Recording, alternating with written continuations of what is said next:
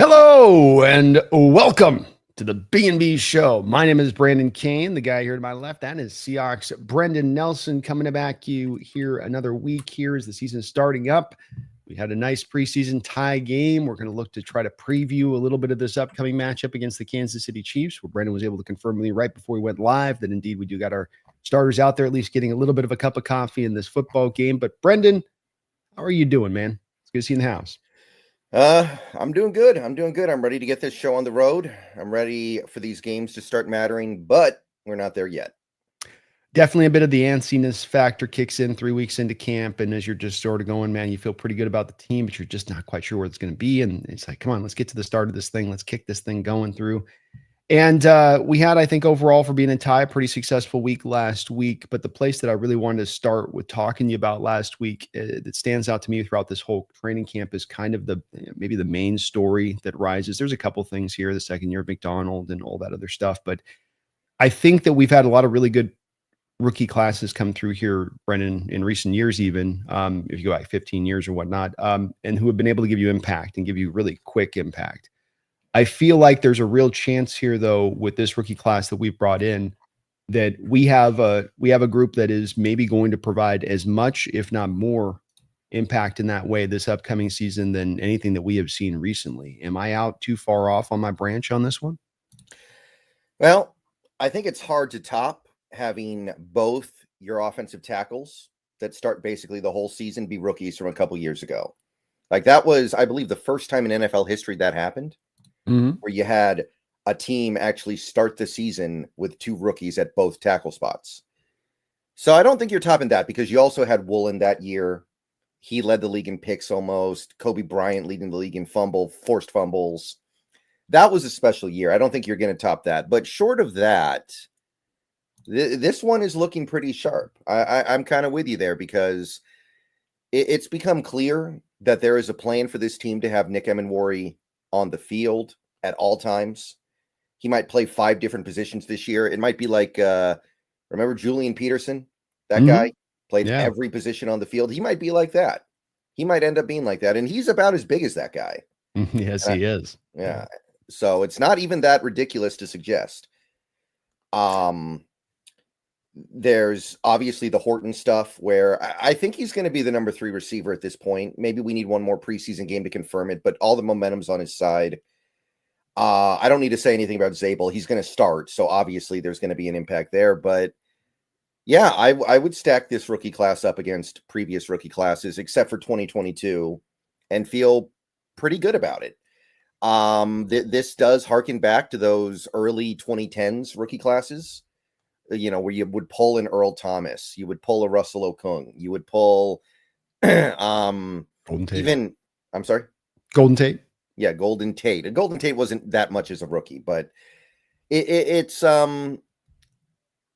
definitely getting there. And I wasn't sure about this draft class for a while, but it does seem like we're going to see some real early impact from this group, and that's nice. What I would say is that I think it's safe to conclude after watching that, and I know it's just one preseason game. Gray Zabel doesn't look like he's suffering at all for going from the competition from North Dakota State to the NFL.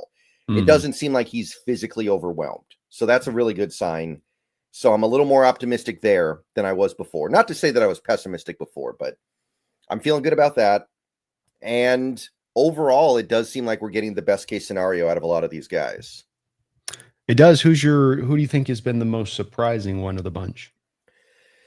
Well, I feel like it kind of has to be Horton because with him falling so far in the draft, the only reason why that guy should fall that far in the draft is because he's injured so badly he's not going to be able to do anything as a rookie.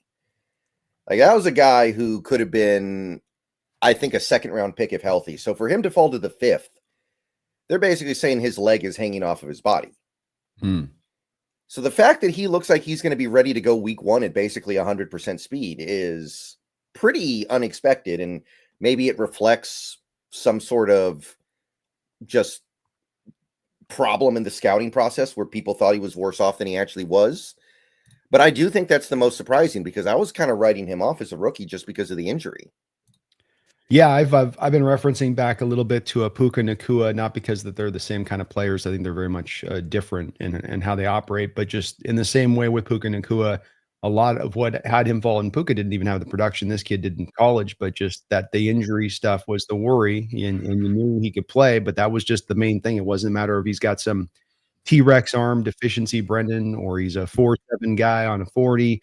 It's really just down to just that, quite simply, as to why he did drop. And he is, for me, too, the guy that has been the most surprising, the most impressive. And that's saying something because there's been so many that have been getting so many glowing reports throughout camp. And we even got a feel for in this last preseason game, be it Robbie Oots or Zabel, as you mentioned, and Emawari made a play in this game, run like 11 snaps, had a TFL in the backfield. So these guys are really acquainting themselves well, and there's so many of them that we're hearing so many good things about, and we haven't even gotten a guy like Riley Mills yet. We don't even know what we got. Maybe that guy. And I know we haven't gotten enough games yet, but I do think you get a feel a little bit about, don't you, with rookies, in that you can get in camp and preseason games where a guy's going to do something, or at least I'm not talking about be impactful first year, Brendan, but actually contribute in his first year. That this is the type of stuff you hear about these rookies in camp / preseason game.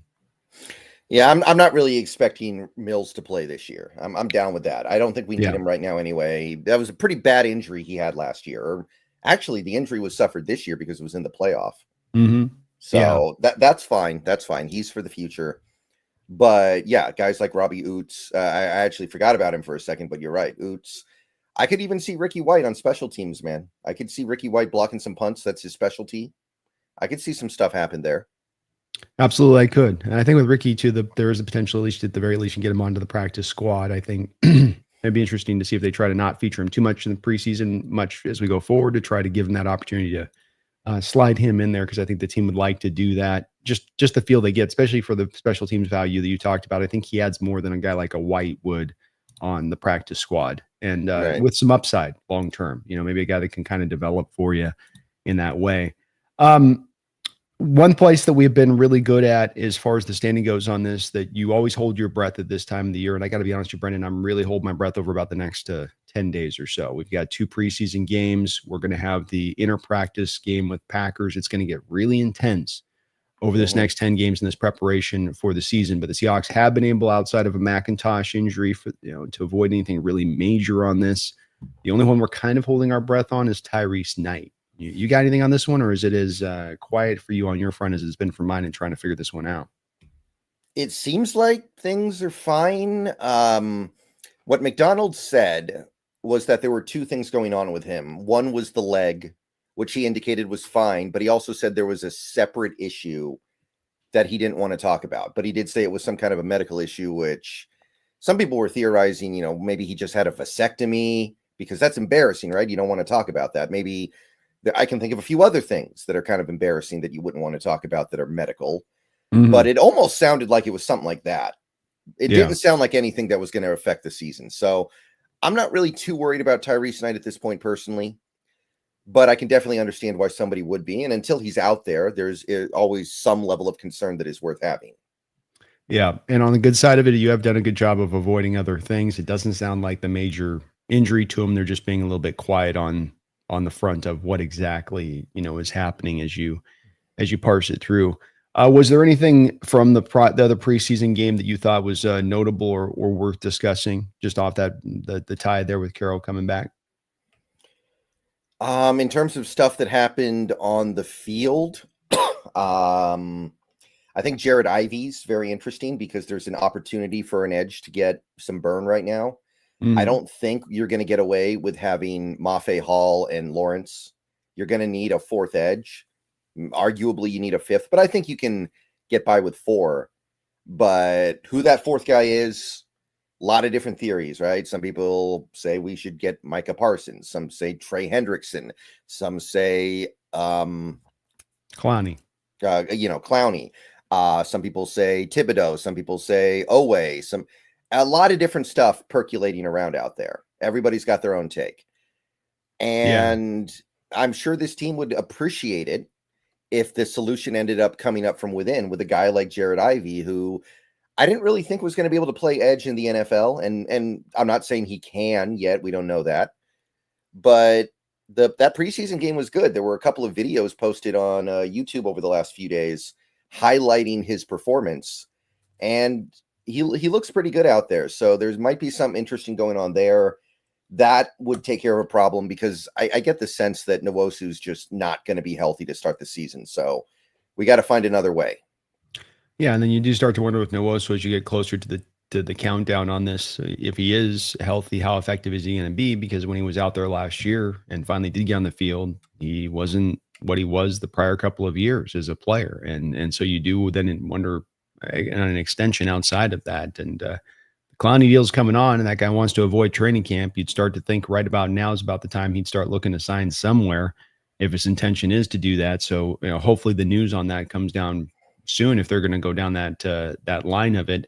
Outside the guys you mentioned, it doesn't seem like there's a lot of people that are, or a lot of guys for positions we look at that we're hearing about necessarily being on the cutting block. A veteran that's maybe making a little bit too much money, and this team's not sure if they want to keep him or not. And the rookie's like really flashing out, but we don't really have a lot of other guys. Those guys you mentioned basically encompass what there is from what we know option wise. There doesn't seem like there's going to be a surprise cut of a guy, does there, that we can kind of pluck up on here unless something comes completely out of left field. And often they do. I mean, I'm not ruling it out. It could happen, but for the moment, I think the assumption should be what you see is what you get. Yeah, that's how I'm kind of seeing it. Just doesn't seem like there's a ton there, with that. But thought it was a successful opening preseason game, and the Hawks now do turn a little bit of their eyes, Brendan, towards this Kansas City Chiefs game. Hopefully a little bit more of a stiffer test. I think the nice thing about the Raiders, at least they kept their kind of 2s and 1s in a little bit extra longer because the talent on that team's not great. So you got a little bit of a test there, but this one's a bit, more with the team that's been to the Super Bowl recently a couple of times. They're not going to be playing Patrick Mahomes, no Kelsey, no Chris Jones, but our Seahawks are going to be playing some of their starters, aren't they, Brendan? Yeah, in fact, McDonald has indicated that they're going to play everybody who can. I don't think you're going to see Oluwatimi. It would be kind of weird if he played in a real game after missing a week of practice. I don't think, of course, you're not going to see Nwosu because he's still not healthy. A couple other guys, I don't think you're going to see either. Just precautionary, like you're not going to see Knight.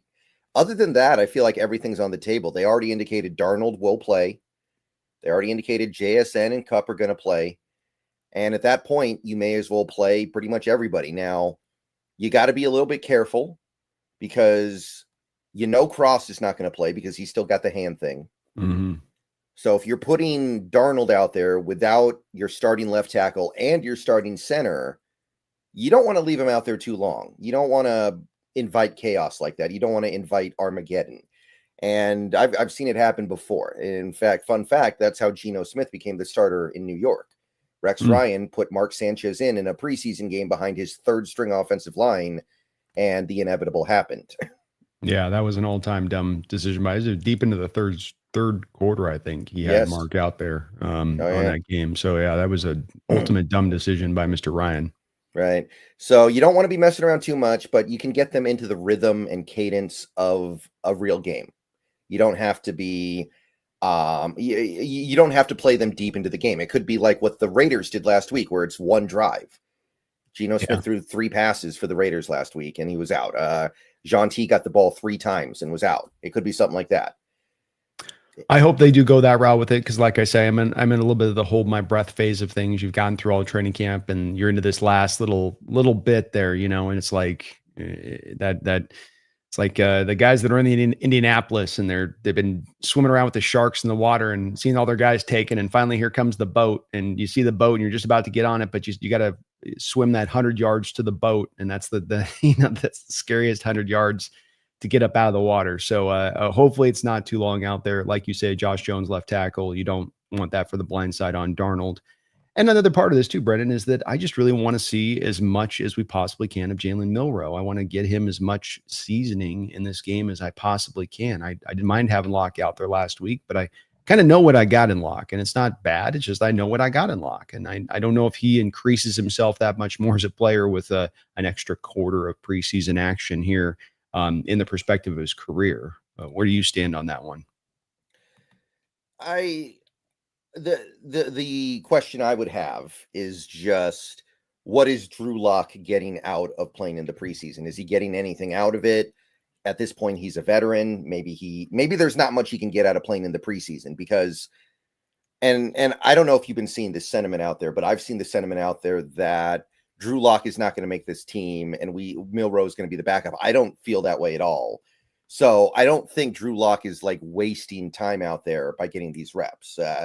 He's going to be on the team this year. I'm almost positive. Yeah, and I agree with you there. I think you gave him the 2-year deal. I think the intention is to have the 3 quarterbacks and stick with the plan. I do think, though, like you just said, I don't know how much 1 quarter of a preseason game in year 6, 7 that Drew Lock is in is going to do a lot, even in a new offense, theoretically here to really push him forward versus the impact it could have on Milro and the benefit it could have on Milro, understanding that he's going to be the 3rd quarterback this year. That means practice reps. You're going to have them cut down. You only have so many reps you give to the backup as it is. That means the 3rd guy gets almost nothing. So these are the times where he's got to get those reps that I think can be so beneficial long-term. And I would love to be able to get him out there for 3 quarters of this football game if possible. I'm sure it's only going to be, again, 2 quarters where it's probably, Darnold first drive and then Lock for a quarter plus. But I think we know what we've got in the Drew Lock experience, and I don't think that's a bad thing. I don't think it's like, well, it's just he can be a manageable guy to come in there for you, start a couple games here or there if you need him to do so. Milro doing his little in and out thing that he would do in the offense. You can find some effectiveness with that. But I need to know more about with Milro where he's at and what we can count on him, especially because he's going to be playing live snaps this year too, Brendan. Right. Again, that's the part that's hard to know. Does Drew Lock benefit from taking these getting these reps? Because if not, then certainly you want Milro out there more. And what I would say is that you want the better quarterback out there so that the playmakers have a better opportunity to make things happen. But I don't really know if that's the case right now. Like, there was that one play, and you probably seen it from the game last week, where Torrey Horton had like a 60-yard touchdown. He was pretty open. He was, I think, going to score, and Drew Lock doesn't see him and checks it down to Oots for it was either an incomplete pass or 3 yards. Yeah. So maybe that's not even the case. Maybe Milro would actually do a better job getting the ball to some of these guys, at least with some degree of urgency. At least he'd be trying to push the ball down the field. Maybe Drew Lock's just in the place right now where he's trying to keep everything safe and tight. So I'm certainly open to it. I don't feel too strongly about it, but I would certainly watching Milro right now is more entertaining and interesting. Even if it can occasionally be worse, it's still much more interesting. It is. And I think the other part that you saw was the downside of Milro, if you're going to wait so long to kind of put him into the game, is now he's with the 3 and the 4s. And you saw a lot of dysfunction. You saw a lot of pre-snap penalties, holding calls. And so now, you're getting less of an ability to see him and what he can do because he's being kind of constrained and restrained by the factors around him a little bit, mainly guys that aren't even going to be making the practice squad that you got out there playing significant snaps in the game. And so that's also another part of me where it gives a little bit better chance to get better assessment on him and his play and where he's at, giving him better help kind of around him a little bit. But it was a good opening salvo for Milro, Brendan. Wouldn't you agree as far as a performance, that being the first one out the gate? I thought he was pretty well under control. Wasn't perfect. There was almost the pick that he threw there when he was coming back around. But looking at the tape, he was going through multiple reads at times, which I wouldn't have expected in his first preseason action to be doing, and knew when to use his legs at the right time. You can feel how that's going to be a part of the game, just that part alone, bringing him in because he is so bloody fast. Did you feel the same way about that performance from him? Yeah, it was pretty good. It was, like you said, there were a couple of bad plays. He had the one really nice throw on the move. Most of the throws he made were relatively simple and straightforward, but he had that one throw. He was, I think, on the move to his right, and he fit it into a pretty tight window. It might have been Broden who caught it. I'm not sure. It's been a while now. But those guys really like each other, by the way. Every time I hear about Milro making a throw in practice, it's to Broden every time. Yeah, they've got a crazy connection. I've heard the same thing. And seeing the same thing in person. I saw it in person. They are locked in. Scrimmage practice, they were, and he's looking for him deep too. Right. But overall it was pretty good. I don't think there should be super high expectations for him right now because this is going to be an extended process with him. So I don't think that anybody should get particularly upset or down or unhappy when he does make a bad play, like the almost pick that you were talking about. I think that's just going to happen, and I'm not going to be too worried about it right now. The thing is, I don't think he's going to play any traditional quarterback this year. I think it's going to be trick play stuff, gadget play stuff. So we don't need him to be playing at that super high level as a traditional quarterback right now. We just need him to work his way towards it. Yeah, exactly. I don't take it much for an assessment point about, is he doing good? Is he doing bad? It's more just, I just have the faith in that you give him the more work out there on the field and the better benefit that'll bring down the line for it. And that he's actually got snaps he can come back off of. He's got tape he can go back and watch on how he played it and correct it. And I think that you just aren't able to give him that another time of the year. So it's just really vital right now, I think, to try to maximize that with him. But great opening step on his part, Brendan. And you feel pretty good about where he's at right now in his process. He's not falling on his face. It's not looking as bad as Sam Howell did to me in training camp last year, where that was brutal watching Sam. You get much more flash here from this guy and what he's done in training camp, which is very encouraging, because we were wondering where he was going to kind of stand. Right. I agree. So we got starters coming out here. The offensive line looked pretty good. Obviously, we had a good commitment for running the ball last week. Hololani looked really good. He looks like a guy, as I'm watching this week, and one of the things I'm going to be paying attention for is that, he looks like a guy that looks not only ahead of Damian Martinez after week 1, but pretty far ahead of Damian Martinez. And this is important, I think, considering the team's probably likely to only keep 3 running backs on the active roster. Kind of disappointed. It wasn't a lot of guys disappointing for me last week, but Damian was kind of one of those. As impressive as I thought George was, I was kind of like, boy, Damian looks like he's kind of running in mud and he's not breaking any tackles. He is a power back. I'm not shocked.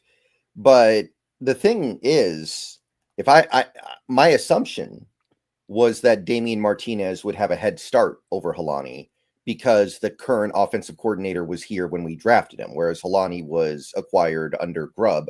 So I thought that Damian Martinez would have a little bit of a leg up there.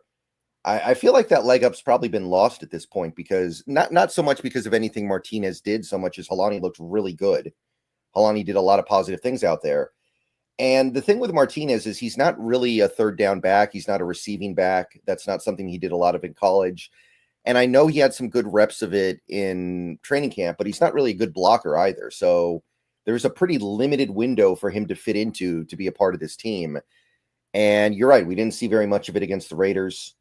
I haven't heard very much about Martinez in camp personally. Maybe he is out there doing good stuff, but I haven't heard. I feel like that if we see better stuff from Holani than Martinez in this game, I do think that's a situation where, that's going to be your third running back. And we may not carry the fourth because we're carrying the fullback. I don't know. I mean, you can. I think the question is, what are you doing at tight end? Is Brady Russell going to be the third tight end and the backup fullback? Because that gives you a little roster flexibility, maybe. So I don't know. I feel like Holani's going to take the lead this week, but I don't know how many running backs we're going to carry. It's an interesting thought. Yeah, I'm unsure as well. And Jarcadia Wright's doing his job of coming in here, making some noise as well to make it even harder of a decision, which is good to see given McIntosh's injury. I did feel like watching in training camp, they had this running back drill they're running where it's, 3 pads in front of each other, 1 pad a little bit ahead of the other pad, and they're doing slide foot work. So running back runs up to it and kind of slides laterally around the pad, pushes up to the next pad, slides laterally around the pad, and you're kind of going bump, bump, bump, right? So it's like a dance where you're just, how quick can you get through them? And you can see a noticeable difference between Damian Martinez and the other running backs when he did it. And that, again, he is a power back, but just a bit of what I did feel from him this last week was a lack of explosiveness, which is fine. But then that first tackler, if you're going to be that guy, like Chris Carson wasn't the fastest, but Chris Carson is going to eliminate the first tackler. No doubt about that. You're not bringing him down with one guy. And I saw guys multiple times last week, one guy bring him down. That's got to be Martinez's bread and butter if he's going to make this roster, if he's going to play in this sport. And hopefully we see more of that from him. Very impressive. Holani's elusiveness, Brendan, and his ability to break that tackle in the open field. One thing I think that'll be standing out in this battle is that this offense, from a running back standpoint, and Walker's really going to benefit from this, is it's going to give you opportunities out on the edge to where you're one-on-one a lot of times with a cornerback. And if you could break that tackle, you're going to bust a big play. We've isolated all the rest of the guys. We've pinned the block down on the edge. Just this guy and you on the outside. Can you break that tackle in short spaces? And if you do, boom, you're gone. You're off to the races. And Holani did a couple of times last week. And I think that component, that big game, that big play component might be enough to push him over the top. But it's going to be a fun battle and something I'm really watching for, this upcoming week. Is there anything that you're looking for in this offensive line? Now I know we don't get Olatimi, no Cross, but anything more that you're looking? Obviously, you want Bradford to look better, but is there anything specific to where, hey, I want to see more of Sundell over at right guard and what he can do there, or hey, let me see the Sundell Zabel combination again and see if that can continue to work, the old Bison Boy combination going. Is there anything with that you're looking at? Well, Bradford, I think, is the big one because he's going to be the starter. I think it's inevitable at this point. Doesn't really. There are some people talking him up. Kubiak had a whole thing, I think it was 2 days ago after a practice, about how much better he looks, how much more consistent he is. But it does kind of feel like he's getting handed the role rather than the fact that he actually won it. It does kind of feel like that Haynes never really provided much resistance, and Sundell had to spend so much time at center because of the Oluwatimi injury that there was never any real, maybe Lomea, but even Lomea, they're moving him around too. They got him at left guard some days. So it does kind of feel like Bradford just got handed the job. I'd like to see him show that he's actually earning it by playing well. So that's my main, but maybe Mike Jarrell. I thought Mike Jarrell actually looked pretty good against the Raiders, and I want to see what they do with the backup tackle spots. Who's the left, who's the right? Because you got Jarrell, you got Jones. Jarrell's skill set might be better suited for the left side, and Jones's skill set might be better for the right. So far, it seems like they're doing the opposite of that, but I wonder if they get to a point where they feel confident enough to flip that around.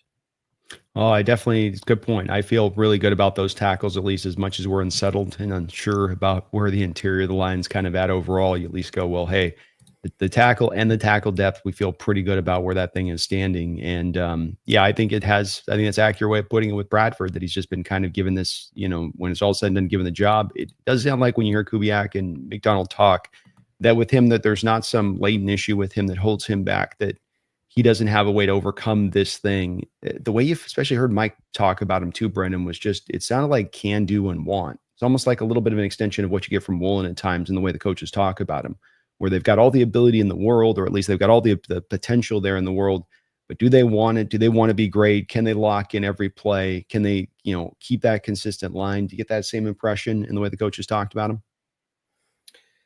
I get what you're getting at. I definitely get what you're getting at.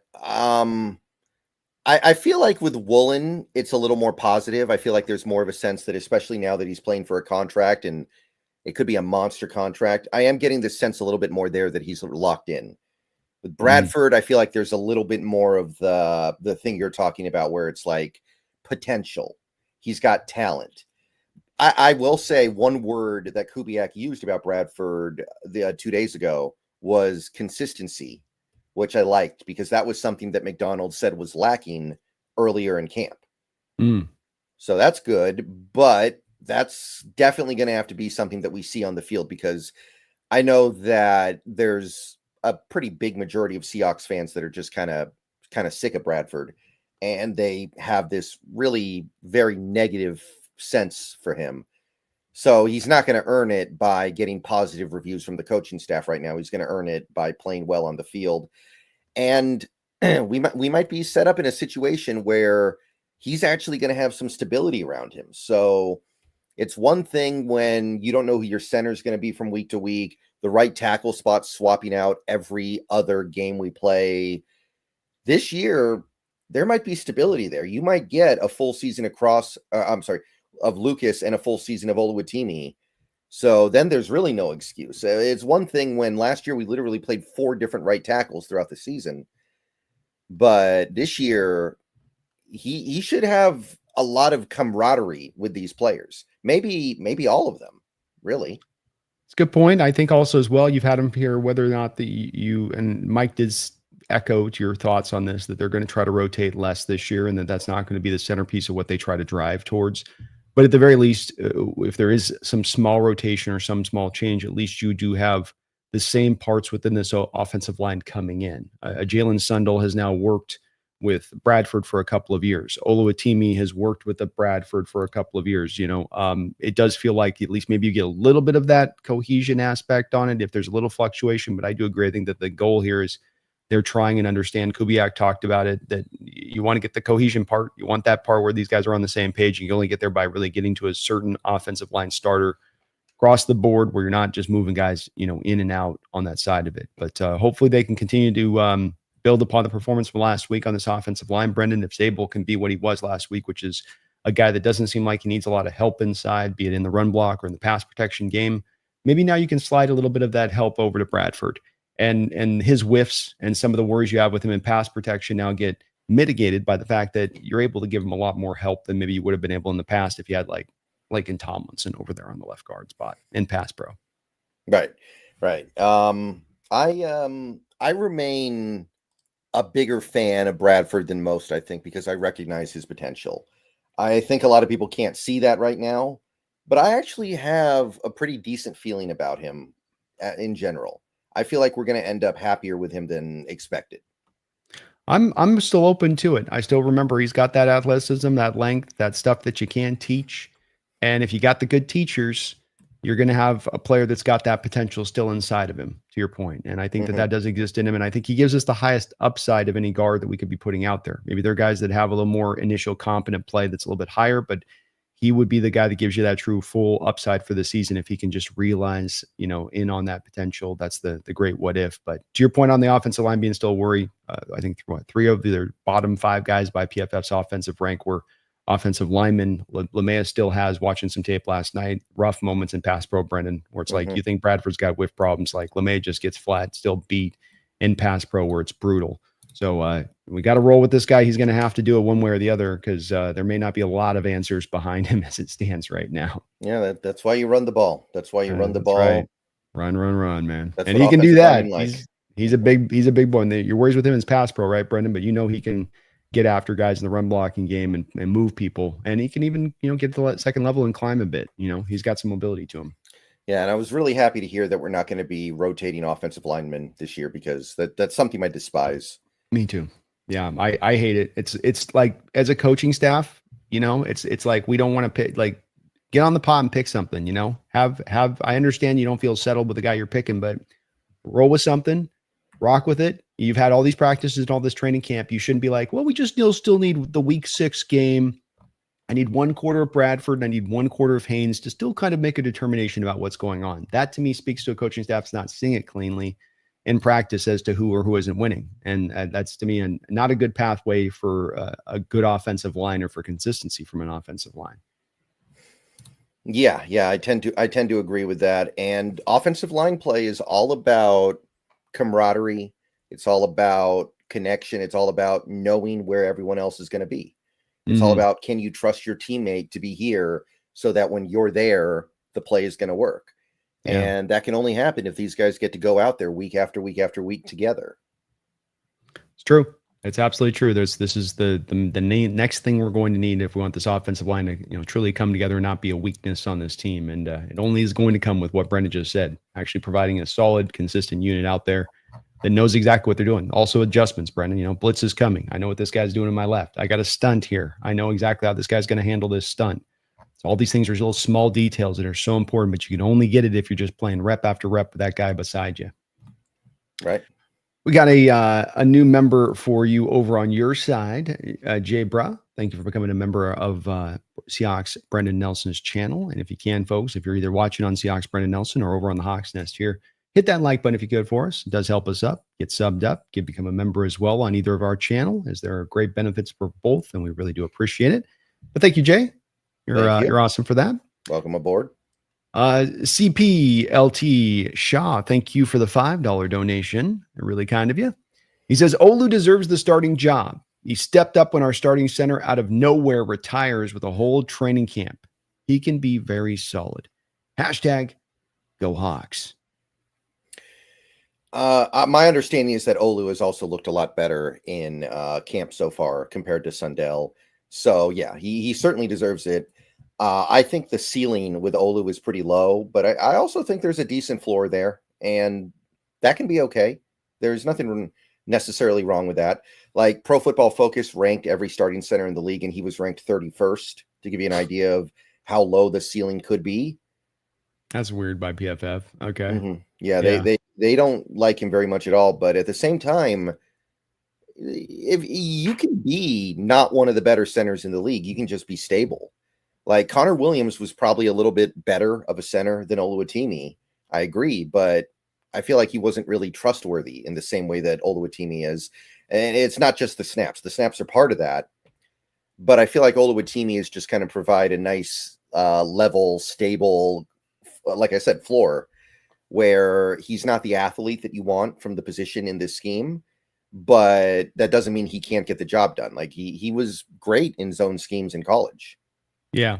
He's technically very strong, and that can get you around sometimes athletic limitations to getting to certain blocks. And with Olu, because he's so wise, because he's played so much football, he's got that in just to a big degree. And it shouldn't be undersold, being that he is that good with it. And like you said, it showed up all the way back at Michigan. This is why he was the best offensive lineman, I think, Outland Award winner, whatever, in college in his final year. I forget what it was, but he did win that award for this reason. Is he's got a lot of ability in what he brings to the position. It's just like you say, the athleticism is really the missing component. Maybe he doesn't have as much size as you maybe like, a little bit bigger guy, but he's got enough there to get the job done. And he certainly is better than the 31st best center in this sport. He's probably a 19th-ish guy coming into this year with a little bit of a potential, I think, to get into that probably 13th, 14th range, which is plenty good for us. That's dominant center performance for us, considering where it's been in recent years. Yeah, Pro Football Focus was mean to us this offseason. They ranked all the positions. I don't know if you were keeping track of it.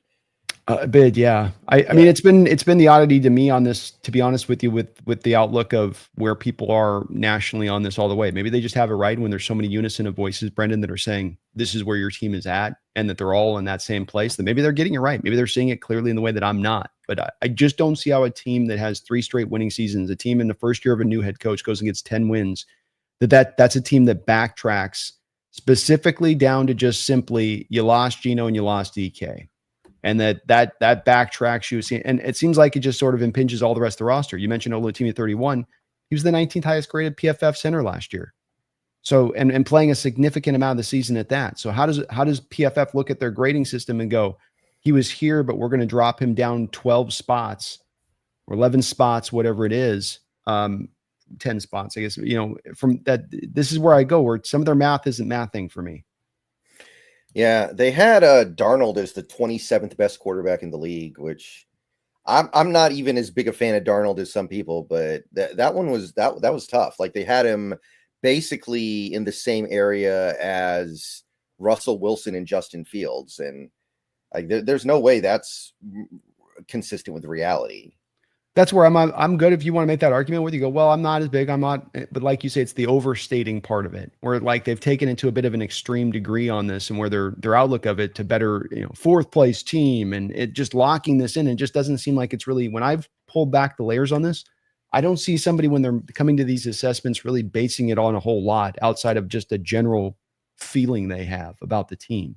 Or just that they come back to it being a lot of times where it's like, well, you lose Darnold and you lose DK and Cooper Kupp, or you lose Geno and DK, and Cooper Kupp and Darnold are this monstrous step back from that. I mean, you're going light years backwards now as a team, just on those 2 components alone for a whole team. Say nothing of returning all of your defensive starters, 15 guys that started defensive games last year.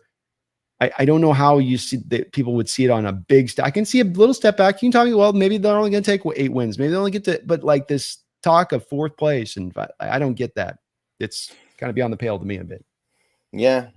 I mean, the schedule alone, even if they are big steps back, even if there is like a really big step back there, that schedule alone should produce a similar result, even in a pretty bad case. Yeah. I agree. That's another thing to consider with this, is that schedule aspect of it. But we're getting slept on in a big way. These outlets, national, whatever, Vegas, are either going to look really silly again here, and they got silly last year, which I think they are. But I don't get why it's such a simplistic outlook towards Seattle in some way of how they're being assessed, rather than really looking at the greater whole, looking at where we've been in recent years, which has not been a bad team. It's been a team that's been good while it's been young, and rebuilding in a lot of ways, which should be more of a harbinger to success coming even more so into the future. But they seem to think that it's going the opposite way. Ben, thank you for the $5 donation, Ben. He says, I'm most excited with the fact that we are done with the rotating offensive line BS. That's the last piece of the puzzle we need to get back into the playoffs. Go Hawks. I'm hoping it holds, right? Like last year, we didn't really want to rotate offensive linemen. We just kind of had to because the right tackles kept getting hurt. But yeah, at least there's not like the Gabe Jackson situation, if you remember a couple years ago, where the plan was, oh, he's going to get the first 20 snaps of the game. Then we're going to put in, I can't even remember. It might have been Phil Haynes. I think it was Phil Haynes actually for the next 20 snaps. And then Gabe's knee is going to feel better because he got rested. So he's going to go in for the next. I hated that. I couldn't stand that. That bothered me. Yeah, I think literally in my history of watching NFL, there's been zero situations where you can find rotations at an offensive line in game and that breeds success for an offensive line. Zero have I ever seen that ever work. And part of the reason it frustrates me so much. So, Ben, it does look like they're done with that. You did do a bit of it too with Bradford and Haynes last year on that whole, he gets one quarter, he gets in, and whoever has had the best game in the fourth quarter will play. No. Let's roll with one guy. Let's trust in one guy. Let's take the lumps with them. With Bradford, look, you're going to get lumps. You're going to get whiffs, but you're going to get some good blocks in there as well. And he's the right guard, so he's going to get a lot of help in there with the center. So you can get around a little bit of some of the issues that are there with him. But Ben, we are all in alignment on this one, being that the rotations are not good for anybody. Let's rock with a line. It's not going to be great this year. We didn't put a ton into this. We got Zabel. We didn't add a lot on top of that. So it is what it is.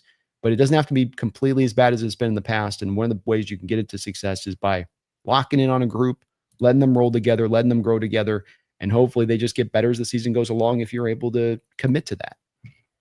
Yeah. And there's obviously going to be a tremendous amount of the scheme needs to carry more so than the talent. The talent level has not been upgraded that much. Yeah. But the scheme, I mean, like, honestly, that first game, the preseason game, I didn't think the run blocking looked that good. I thought that we still were able to be productive on the ground despite it because of some of the stuff that Kubiak is bringing in here. Like that first play, the first play of the game for the Seahawks offense, the interior offensive line kind of collapses, but Helani gets to the outside. There's nobody out there. Stuff like that. Yeah.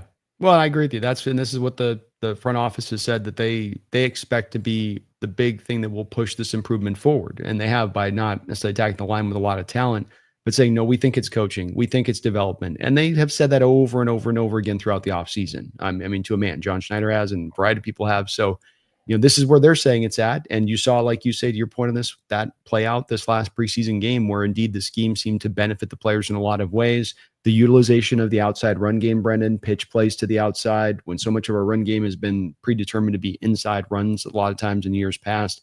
That's a big part of it, where now the defense has to really, to me, defend all the way around as far as your rushing attack, not just between basically the B gap on either side. You're getting out there on the edge now. So, that at least worked out that way in the first week, Brendan, and I think it will help this as we go forward. It's not going to correct everything or fix everything, but it will make it look better, won't it? The scheme and the system and Benton and all of that coming together with Kubiak. Yeah, I think it's going to be a question of consistency. There are going to be some games where it collapses and nothing goes well because the talent level still isn't totally there yet. Yeah. But I think that in most games, it'll be okay. Yeah. And it will be improved. It'll look better, look functional, which is what we saw last week. That's the most important part. Right. Thrill House, thank you for the $2 donation, Thrill House. Mariners, World Series, Hawks, Super Bowl, Sonics back in 2026. Well, that would be a hell of a year, wouldn't it, Brendan? Yeah, we need a year like that. It's been a little bit dry around here. What about the Huskies, though? What about the Huskies? Damon's a little young. He needs a little bit of time. You know what I mean? He's a little bit of time. The hype train is building for that guy, though. I wasn't sure last year. I was like, this guy's so small. But like, he went to the Peyton Manning. What do they call the Peyton Manning quarterback camp? Yeah, it's like passing academy, I think. And he was great there. And now there's like Heisman hype for this guy. Like that train is leaving the station. And I may have to buy a ticket. I may. I wasn't buying the ticket last year. I might buy that ticket.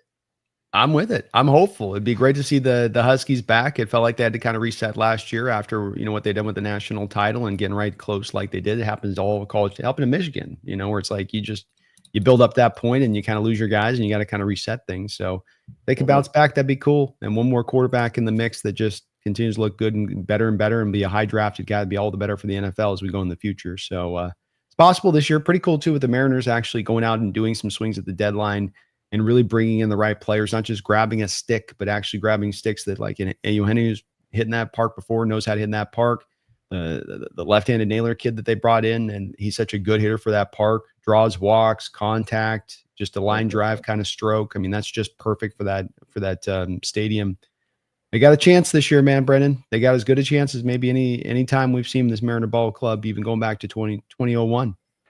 We got to get the hell out of Camden Yards, though. We got to we got to forfeit today's game and just get out of Baltimore. How do you going to struggle hitting in that park? Like you can literally stand at home plate and grab the top of Camden Yards fence from home plate. That fence is so short in that park. It's like I don't get it. Flies leave the stadium. I hate playing there though. So yeah, I don't like it either. I've never liked that stadium since they opened it. Never have liked it. I've always thought it was just dumb looking, but the only thing cool about it is the brick wall out there that Griffey hit once. And, in the home run derby. That's the only. They put out. What is it? A factory or something out there? Yeah. It was? Yeah. Okay. Yeah, and they got the plaque for it for where Griffey hit it. You know, they got the like right where the ball hit. They put a Griffey plaque there. Griffey hit it here. Kind of cool. Yeah.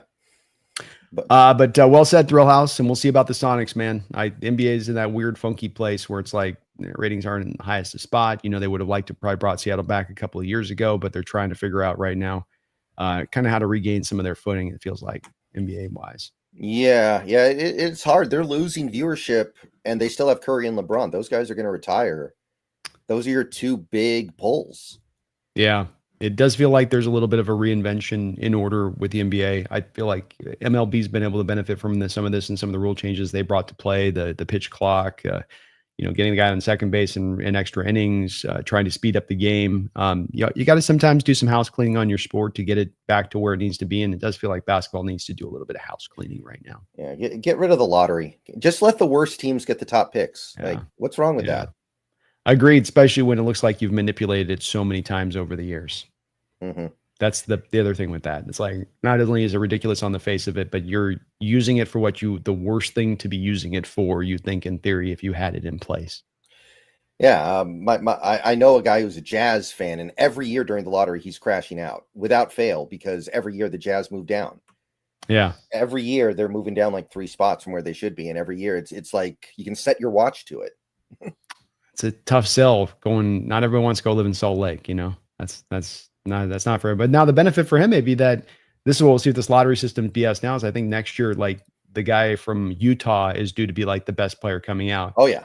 So whoa, what a coincidence it'll be if Utah ends up with the #1 pick in the NBA next year. Yeah.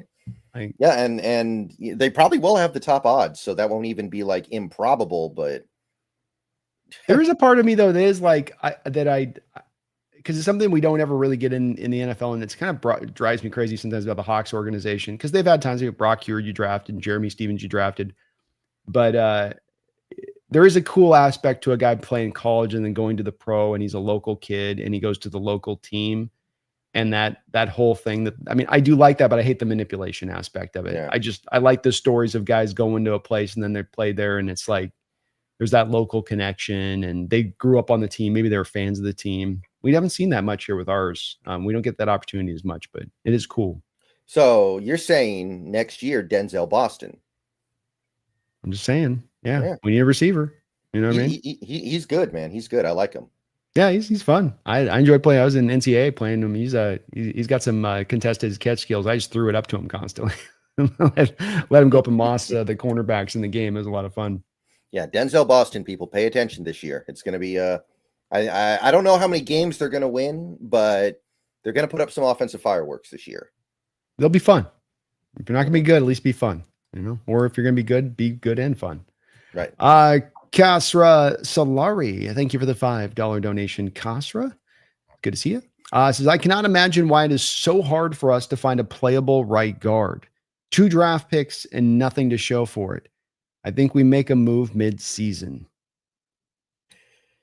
It is uniquely frustrating because theoretically it should be the easiest offensive line position to fill because the talent gap on right guard is smaller than the other positions.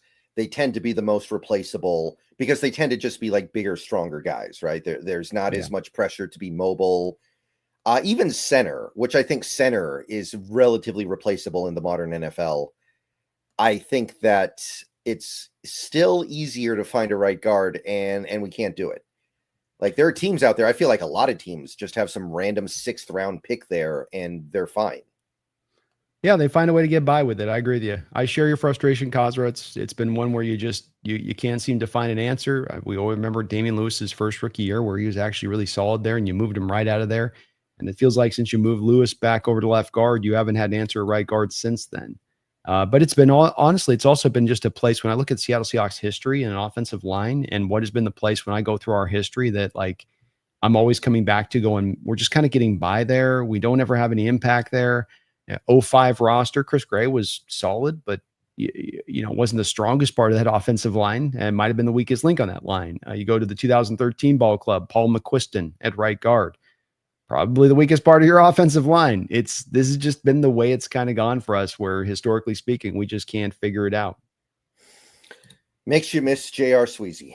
It does, man. Sweezy's probably by far the best right guard we've had in our history. By far. Not even close. Yeah. I hope that's not true, but maybe it is. That's depressing. Unless you want to go, I think Brian Millard was a left. Yeah. I'm going deep on that one, but I cannot think of a guy at right guard in my time where I'm like, that guy was awesome for us. It's been a position where we're always signing some guy like a Brian Habib type or just some guy end of his career guy too, like Gabe Jackson was, what it feels like for decades, we've always been trying to like throttle some guy in there who's just coughing and limping and, fingers are all busted up like those linemen get, like Anthony Richardson, where it's like turned sideways and you're not getting the best of the best at that point. Edwin Bailey was a tackle, right? Yeah, I believe so. Yes. Okay. Yeah. So not great. Not great, man. Not great.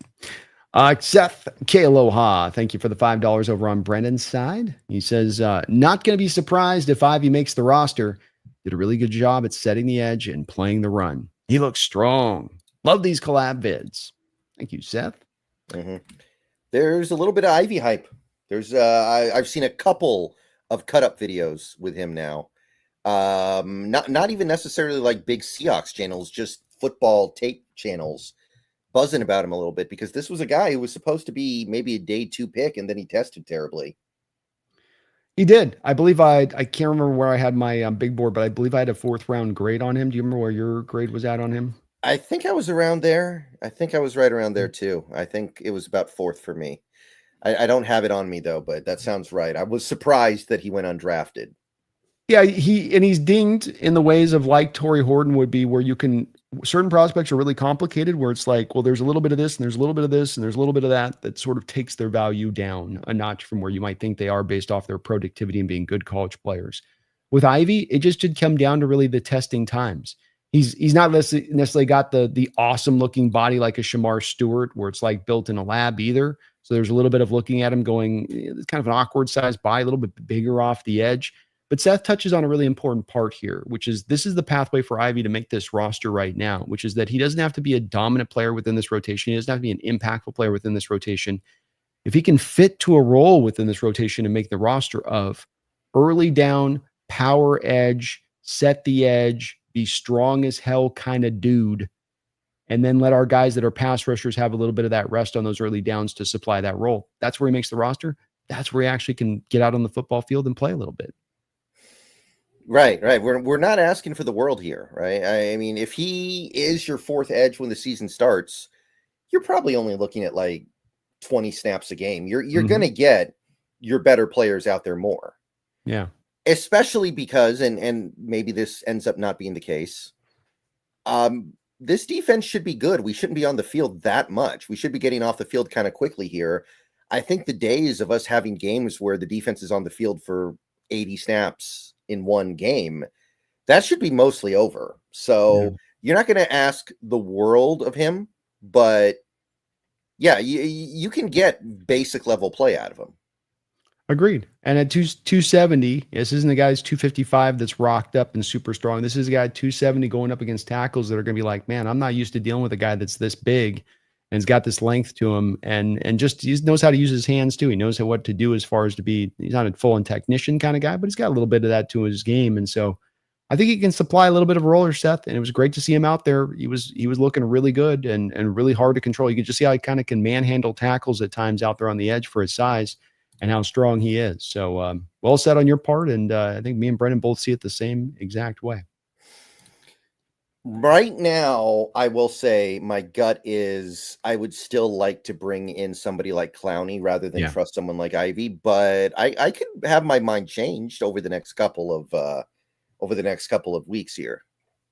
I find myself in the same camp on that, Brendan, where I do feel still hardly in that place. But if the team does have the confidence that he can be that early rundown edge defender for them, and they don't have to make that move then because of it, I would trust in them to be willing to lean in that way. But you got to have a lot of trust in that, because the difference there for what you're getting in Clowney, you just bare minimum as an early down run defender, say nothing of what you get him as a pass rusher, seems like much more on the surface, especially considering the cheap cost of Clowney. But like you say, you'd get it. You'd understand. Seth K. Aloha with another $2 donation. Thank you for that, Seth. The double dip donation. Again, over on Brandon's side, says, nice that Jarrell can play both backup right tackle and left tackle.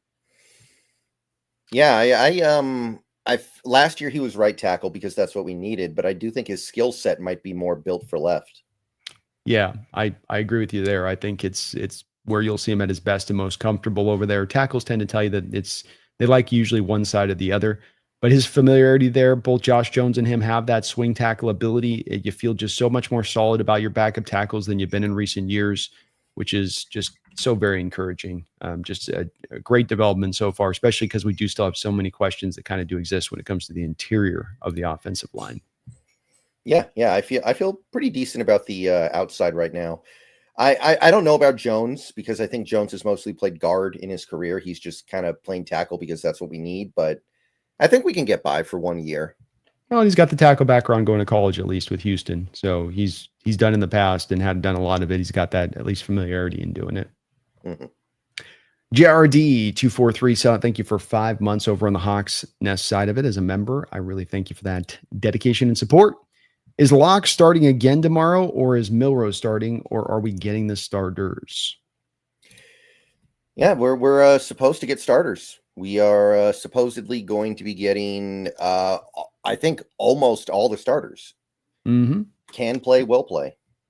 Yep. Like Brendan said earlier on this 2GRD, you're probably only going to get one series out of all of them out there, but savor the flavor. Maybe it'll be a nice series at that. And then hard to say how much we're going to get of Locker and Milro.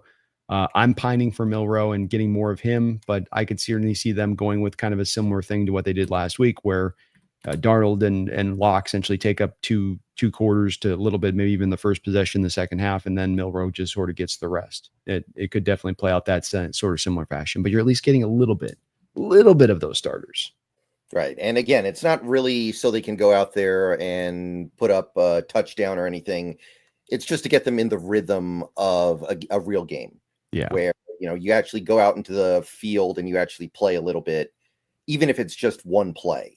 Even if it's just one play, you've established that cadence. Yeah. Just get him in the rhythm. The rhythm. That's all we're trying to do there. Right. Hawks Coots, thank you for the $7 Canadian. Appreciate you for that, Hawks Coots. Says today Sims had us finishing 4th, Chris Sims, and Florio had us finishing 3rd. I don't get it. Cowherd had us finishing 1st. That's the only love I've seen from national guys. How about Cowherd giving a little bit of love back to his Pacific Northwest roots? He rarely does that. So maybe he's getting some inside word from somebody on that one. Yeah. He can keep it though. I can't stand that guy. I'm just gonna say it. I'm sorry. I don't like that guy. Look, when you're a hot take artist and you slide back and forth, and when they can start doing those videos like they did with the old Skip Bayless, where they have you arguing a point against yourself, like they flip the screen on it, they flip one of the videos and it looks like you're arguing yourself on the very same point, and one day you're arguing this way and the other day you're arguing that way. It's like, yeah, that's going to frustrate people because it just doesn't seem you're basing anything off anything. You're just sort of speaking to speak at that point. Hopefully somebody does that with me one day. It would be pretty funny if you could. I don't think you could, though. You're consistent in your outlook of things. So it's like that's only happens if you're inconsistent in your takes and going back and forth. And he is very inconsistent on that side of it. But yeah, I think that there's been a bit of a lazy aspect. We were talking earlier about this on the stream, Brendan, but I think that the national outlook on this, even Vegas's outlook on this, in doing the study on Vegas, Brendan, that it's not the first time. Going on my cat. In studying this is not the first time Vegas has gotten things wrong in a major way. And you look over a 10-year period with Vegas where everybody goes, well, Vegas is never wrong. The house is never wrong. Da, da, da. Well, it's like, no, they've been wrong more often than not over 10 years. And when they've been wrong, they've been massively wrong at that. So it's, to me, just one where people have been a little bit lazy in their outlook of Seattle. I don't get why. I don't understand it, but I do think it's a bit of laziness in some of these people's outlook. And I get that they all love up them Niners and they love up the Rams. And that's part of it too, is just everybody can't help but just gushing over them. But it's like, also, the Niners finished last year. They got an old roster. Like, okay, it's an easy schedule, but can't overlook that as well. I don't see how anybody could look at all the injuries the Niners have had so far in camp and feel good about them at all.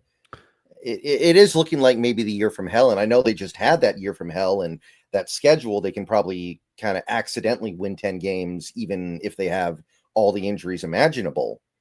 But that is looking like things are setting up for another bad year because they don't have the depth to survive those injuries at all.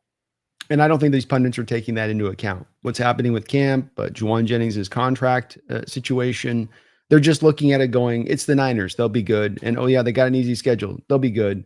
I think it's a lot of simplistic nature that drives people into these outlooks, Hawks, Coots, and why they're going where they're going. With Coward, maybe he's really trying to look at it, and maybe he's looking at it also for what's going on right now. You got Stafford with epidermal shots he's getting put into his back. Niners having a little bit of a sub-dark camp in the way that they've looked. Cardinals are the Cardinals. I can't take them seriously. So maybe he's doing a little bit of that extra, math on the situation, but it is wild how many have us so firmly pegged down into the bottom of the division this season. Mm-hmm. I remember last year, Coward was a big Darnold guy. And it might be as simple as, whose agent is signing his checks. Oh, to your point, he's been a Darnold guy going back to USC, and he loves himself USC. Yeah, and we all know about the arrangement that Wilson's agent and Coward had for a long time there. And then there came a point 2 years ago where you could tell that Sean Payton clearly outbid Mark Rodgers with the Coward thing, because overnight Coward flips from the biggest Russell Wilson fan to the biggest anti-Wilson guy. Suddenly he's all over Sean Payton. And there's no way that happened organically. There's just no way.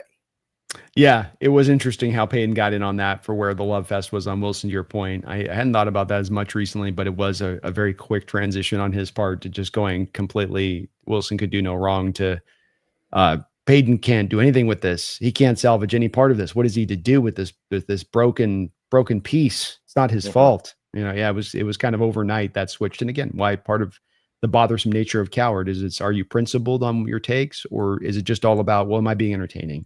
I can lie, I can BS, I can be untrue. As long as I'm entertaining in what I'm doing, then I'm doing my job. And I tend to think that's a real sort of low end way of doing what you do. And he's been successful. Who am I to knock him on it? But I don't think this is where the sports talk in the general in the future is going to go. I think people are going to more favor those that are a little bit more principled in their standing of things. Yeah, and if anybody wants to find out where my line is, where I'll sell out, you can hit me up in the email, make offers. I'm sure there's a line somewhere. I'm sure there is a point where I'll go for it. It's also tiered. 5K, you get some tacit, generally pro talk of your guy over the course of a 6-month period.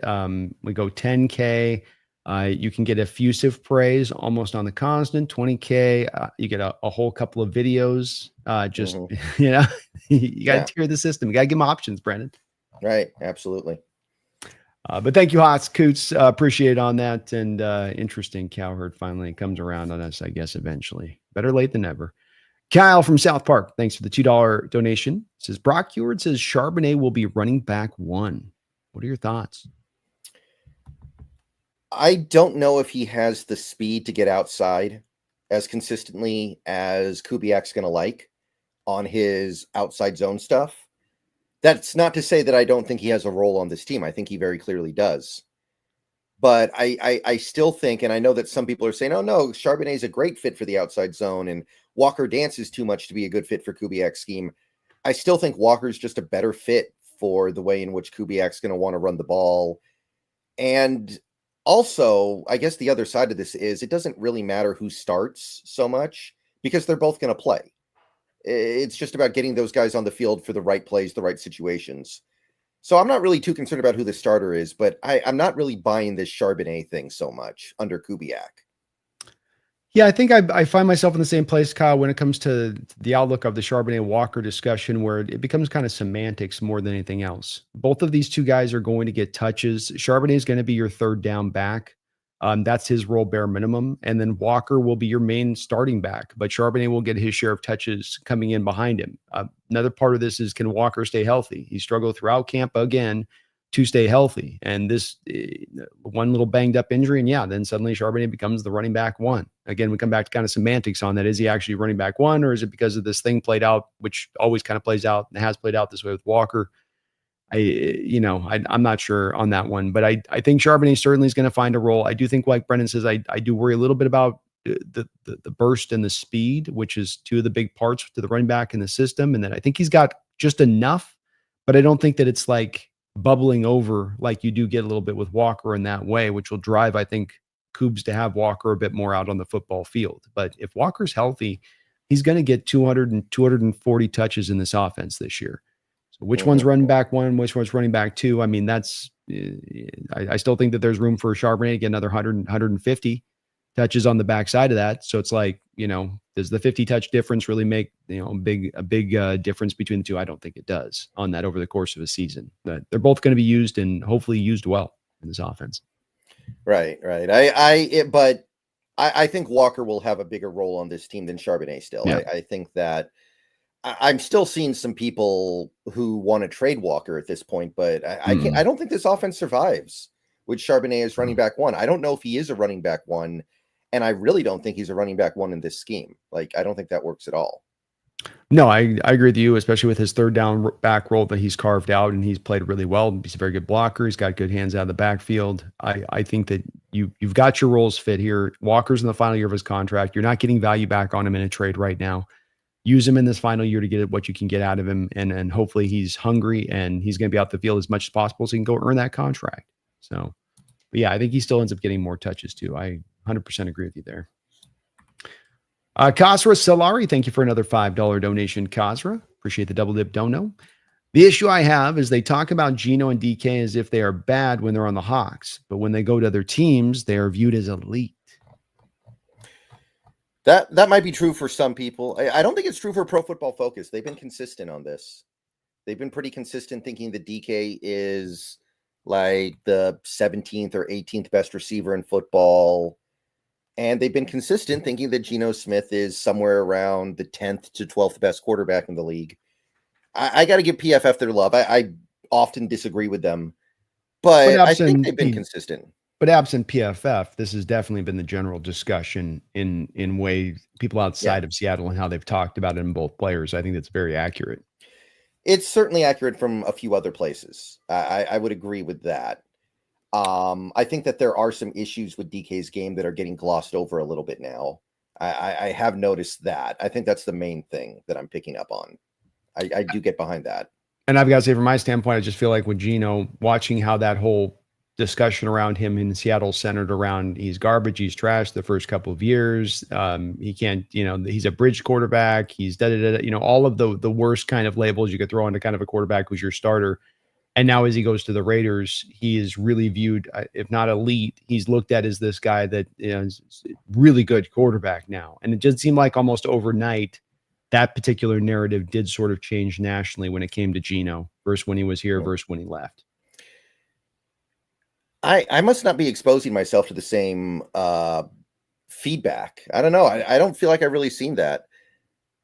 I don't know. Obviously we're talking about different circles here, and it just depends on who you see. But I believe that it's out there. I believe that's out there. Don't get me wrong. I'm not saying it's not out there. It's not really what I've experienced. Well, it's just, definitely. I've seen quite a bit, and it's all national. It's where the team people that are nationally speaking about the Raiders and Geno going to the Raiders, and just how he's viewed and looked at upon the way he was viewed and looked at here in Seattle when he was here. It does feel a bit different to me, just from that national perspective of things. Yeah, well, yeah, maybe a little bit. I mean, I think that they're thinking about, Geno Smith with Chip Kelly in that offense. Like they're thinking, he's going to print stats, especially because that Raiders defense is going to be atrocious this year. He's going to have to throw 5 touchdowns a game just to keep up. So yeah, I can see it from that angle a little bit. I think I get it there. I mean, maybe, but again, it's from at least the way I've heard it, and I've heard a lot. And again, it's not just Cosner saying this. I've heard a lot. I've heard a lot of people in my chat mention about this with Geno specifically, and it's just been so jarring because again, when he was here and the way he was discussed, and the way he's discussed now with the Raiders, absent even Jay Kelly in this part of the process, Brendan, just him as a player, I see a real big difference. Do a Google search article on Geno at the Raiders, and you're going to watch not local Raider people talking, but I'm just look for a national article Google wise, and you'll see effusive praise after effusive praise of him going there and what he brings and what a player he is. I've seen a lot of that this offseason, a lot. And again, it goes counter to what was here for him through those first couple of years when I was beating a drum for so very long about, hey, he's a good quarterback. He's playing really well. This guy's actually at times carrying us through on this. And you couldn't get anywhere with that. You couldn't get an inch forward with that in the discussion, especially on national perspective terms. Hell, it was hard enough just locally to get that across to the fan base through the first 2 years with Russell leaving. Yeah, I guess I don't read a lot of Raiders articles. I guess I haven't been exposing myself to that very much. But yeah, I'm sure it's out there. There. It's just I personally haven't exposed myself to it, like I said. Oh, there we go. Beyond Balance, thank you for the $10 donation. Beyond Balance. Can't wait. I'm going to the game tomorrow, my daughter's first game.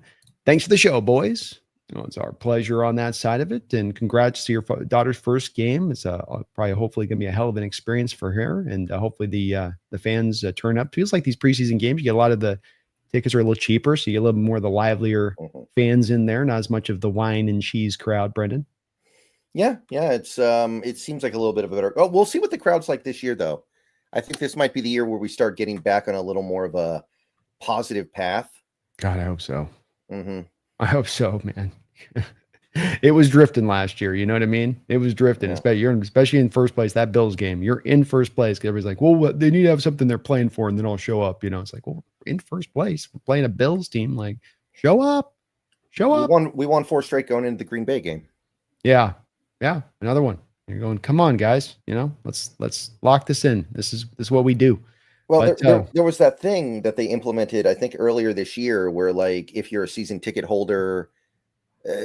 Remember they sent that email out where they're going to implement that rule that if you give away too many tickets, or what was it? Yeah, if you sell too many tickets, 3 or 4 tickets, something like that over the course of the year, you can have your season ticket revoked. It's a step in the right direction. I'd like to see them go harder with it because to me, if you have a waiting list like they've got, Brendan, then that's to me something that should drive you to be a lot more hardcore on people and selling those tickets. Like we want these tickets to go to people who are going to show up in the game that are Seahawks fans, not that are going to resell the tickets. Don't buy the season tickets if you have to resell the tickets. That's not the point of this. That's not the spirit of this. And they're taking steps there, Brendan, they are, but we'll see if it has a measurable impact versus them starting to take a little bit more of a hard line stance on this stuff. Yeah, it's gotten to the point where it's affecting the product. So you're obligated to do something. Yeah, agreed. 100% agreed. It's become more than just a kind of a tacit issue. It's become something that's growing bigger and bigger as a problem here. But Beyond Balance, thank you for the $10 donation and have yourself a great night there at the game tomorrow. I hope it is awesome. Awesome. Thrill House says, if Torrey Horton balls out, does Sam Darnold have the best wide receiver room in the NFL? We got to slam the brakes. We got to slam the brakes hard on this one. All right, guys. There are some really special receiver rooms out there in this league right now. There are. Let's do a couple that are okay. Let's put this in perspective, Brendan. I don't disagree with you on that, by the way. Let's flesh this one out. If Torrey Horton goes out there and gives you 800 yards receiving this year on top of what you have in this wide receiver room, who are the couple of the receiver rooms we look at that are better? Obviously, the Eagles, I guess a little bit with Eagles. Yeah, Eagles, Vikings, that'd be fair. Bengals. Yep. Honestly, with Pickens, I think the Cowboys. Yeah, they got the 2 there, but they don't have as much the depth you have. But that's you can talk me into that. Let me see here. What else do we have? No, I'm not going to say that. I'm not going to say that. I'd go with, for the moment, the Commanders until they trade Terry. Who do they got besides Terry McLaurin, really? Oh, shoot. What's his name? De'Ami Brown? You're not going to give De'Ami Brown the bump, are you? Is he really? No. Oh, wait a minute. No. Okay. I thought they had a different setup here. Yeah, never mind. I thought Debo was their number 3. He's currently their 2. Never mind. Okay. Yeah. Detroit, I'd say. Jameson Williams, Amon-Ra. I think that's pretty tough to Tim beat. Patrick's not bad. I mean, I don't know though. I'll tell you this, if you have me picking between those 3 or the 3 we'd have on that, I'd probably go with our 3 over that. Tampa Bay. Yeah. Tampa Bay stacked. What else is there? Who do the Jets have behind Garrett Wilson? The Malachi Corley guy they drafted last year. Not a really? lot. Okay. Remember, Josh Devontae Reynolds. Adams was their number 2. Yeah. Honestly, okay, that Rams with Puka and Devontae Adams, that's not bad either. It's not bad. So I guess it's thrill house. If Horton Ball's out, you have a chance to push yourself probably in the top 7-ish range, wide receiver room, which is incredible considering where people thought it would be such a weakness walking in to the season. That'd be still a group that would be just awesome to have if they can play that well. It makes a difference. It does. But yeah, you still probably have a couple receiving rooms that would still be over the top. I would agree with Brendan on that. Yeah, okay. Yeah, Houston's basically had to blow up their receiver room, although I think they've done a pretty decent job at it. I'm looking at it.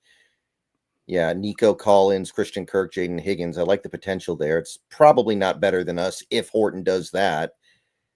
Especially with Dell out for a good part of the year with that injury. Yeah. I feel like Dell's not going to play football again. I have this feeling. He's going to realize it's not for him. He's a light guy, man. That hard to do it at that weight. Yeah. I was about to say the Giants, but Jalen Hyatt did something stupid again today at camp. I can't remember exactly what it was. So that's actually not very good anymore, is it? They got Neighbors and then like Darius Slayton. Yeah. Okay, it's not as far behind as I thought. We're dancing. I mean, we're in the discussion if Horton Ball's out. It takes that, but you're around there, especially if you get a little bit of Arroyo out there as an outside receiver at times, and he's providing something too in addition to it. So you might be able to kind of cobble together a real top 7-ish room. That's not bad. I like Atlanta's too. Drake London, Darnell Mooney, Ray McLeod. I'm a fan of that setup. Yeah, they're not bad.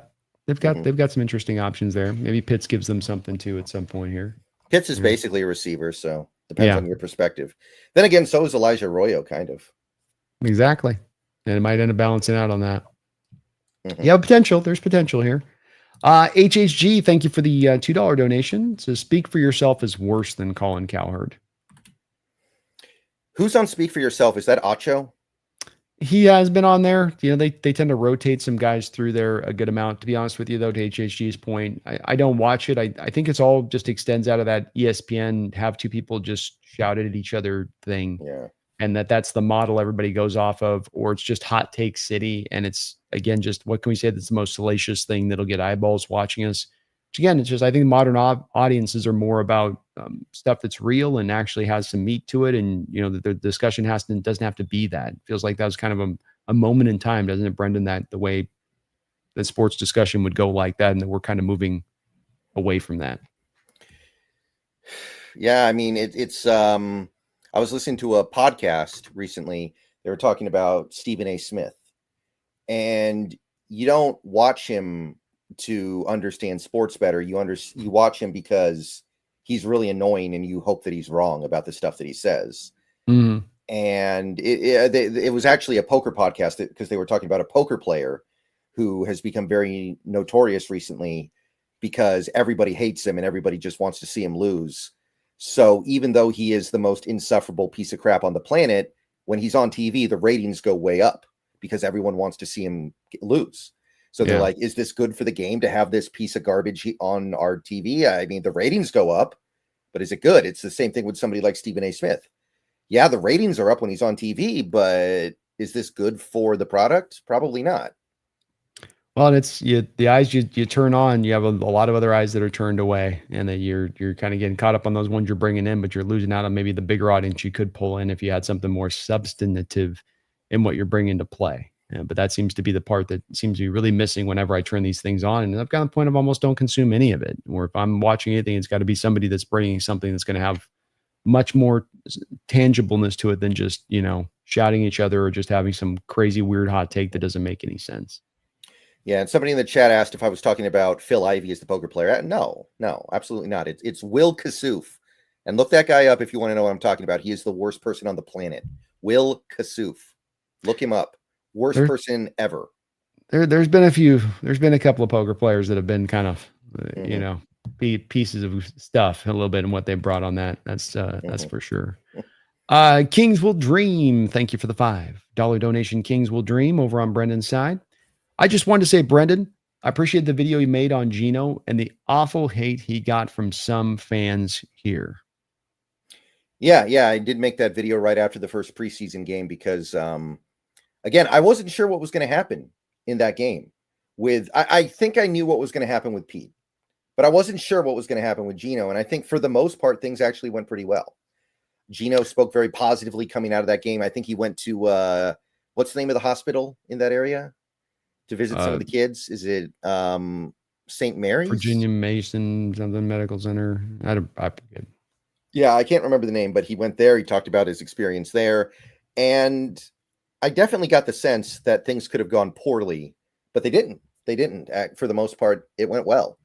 And it kind of reminds you that the internet isn't real life. Like, you get a couple vocal people in the comments of your YouTube video and you feel like everybody thinks this way. And then you realize that that's not real life. That's what people just are putting out there as a vocal minority. It is. I think that the game gave you a good view of the Geno outlook from sometimes the Seahawks fans that were here, where overall it was positive. But then the people that were like that sign that was posted up for the guy right there as Geno's walking in were so loud and so over the top in their outlook on Geno from day one and when he was put into the starting lineup. And it made no sense where their rancor came from. I just could never understand it as much. I understand people get their view sort of shifted by a player and how they first walk in. If they fall on their face, that's going to just hold on that player throughout time and that you can't get out of that until you get out of that. But people really seem to come out of it with you just having this thing where it's almost like a sort of hate to Geno initially in this in the city in a lot of ways. And part of it was Russell leaving and him being a legend, everybody loving Russell so much. And any quarterback that was going to take over was going to be kind of the bad guy a little bit.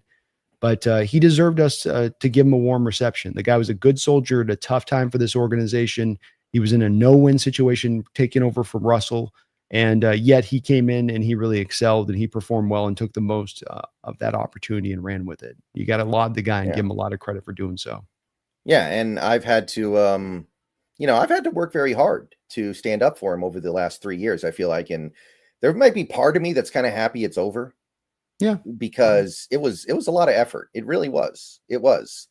Yeah, it gets repetitive, man. Too. You do it over and over again every time you go live, or you have this. It just keeps coming up. Some of these points that from the people that have that bone to pick with a guy. Yeah, and then really, what did he do? He comes in here for 3 years. He's your starter for 3 years. He makes the Pro Bowl twice. Wins Comeback Player of the Year. He makes very little money over that 3-year span. By the way, we paid him very little money. There are teams out there that have quarterbacks playing at a similar level and they pay him that much money in 1 year. Mm-hmm. Actually, more. Yeah. Over the 3 years, I think his total cap hit was like $40 million, 42, something like that. He was 18th for 2 of the years in what he was actually making on the books as far as versus other quarterbacks in the sport. We stick him with a terrible defense for most of the time that he's here. It only really got good that last half of season that he was here. We stick him with a terrible offensive line for basically the whole time, except for the first half of the first year.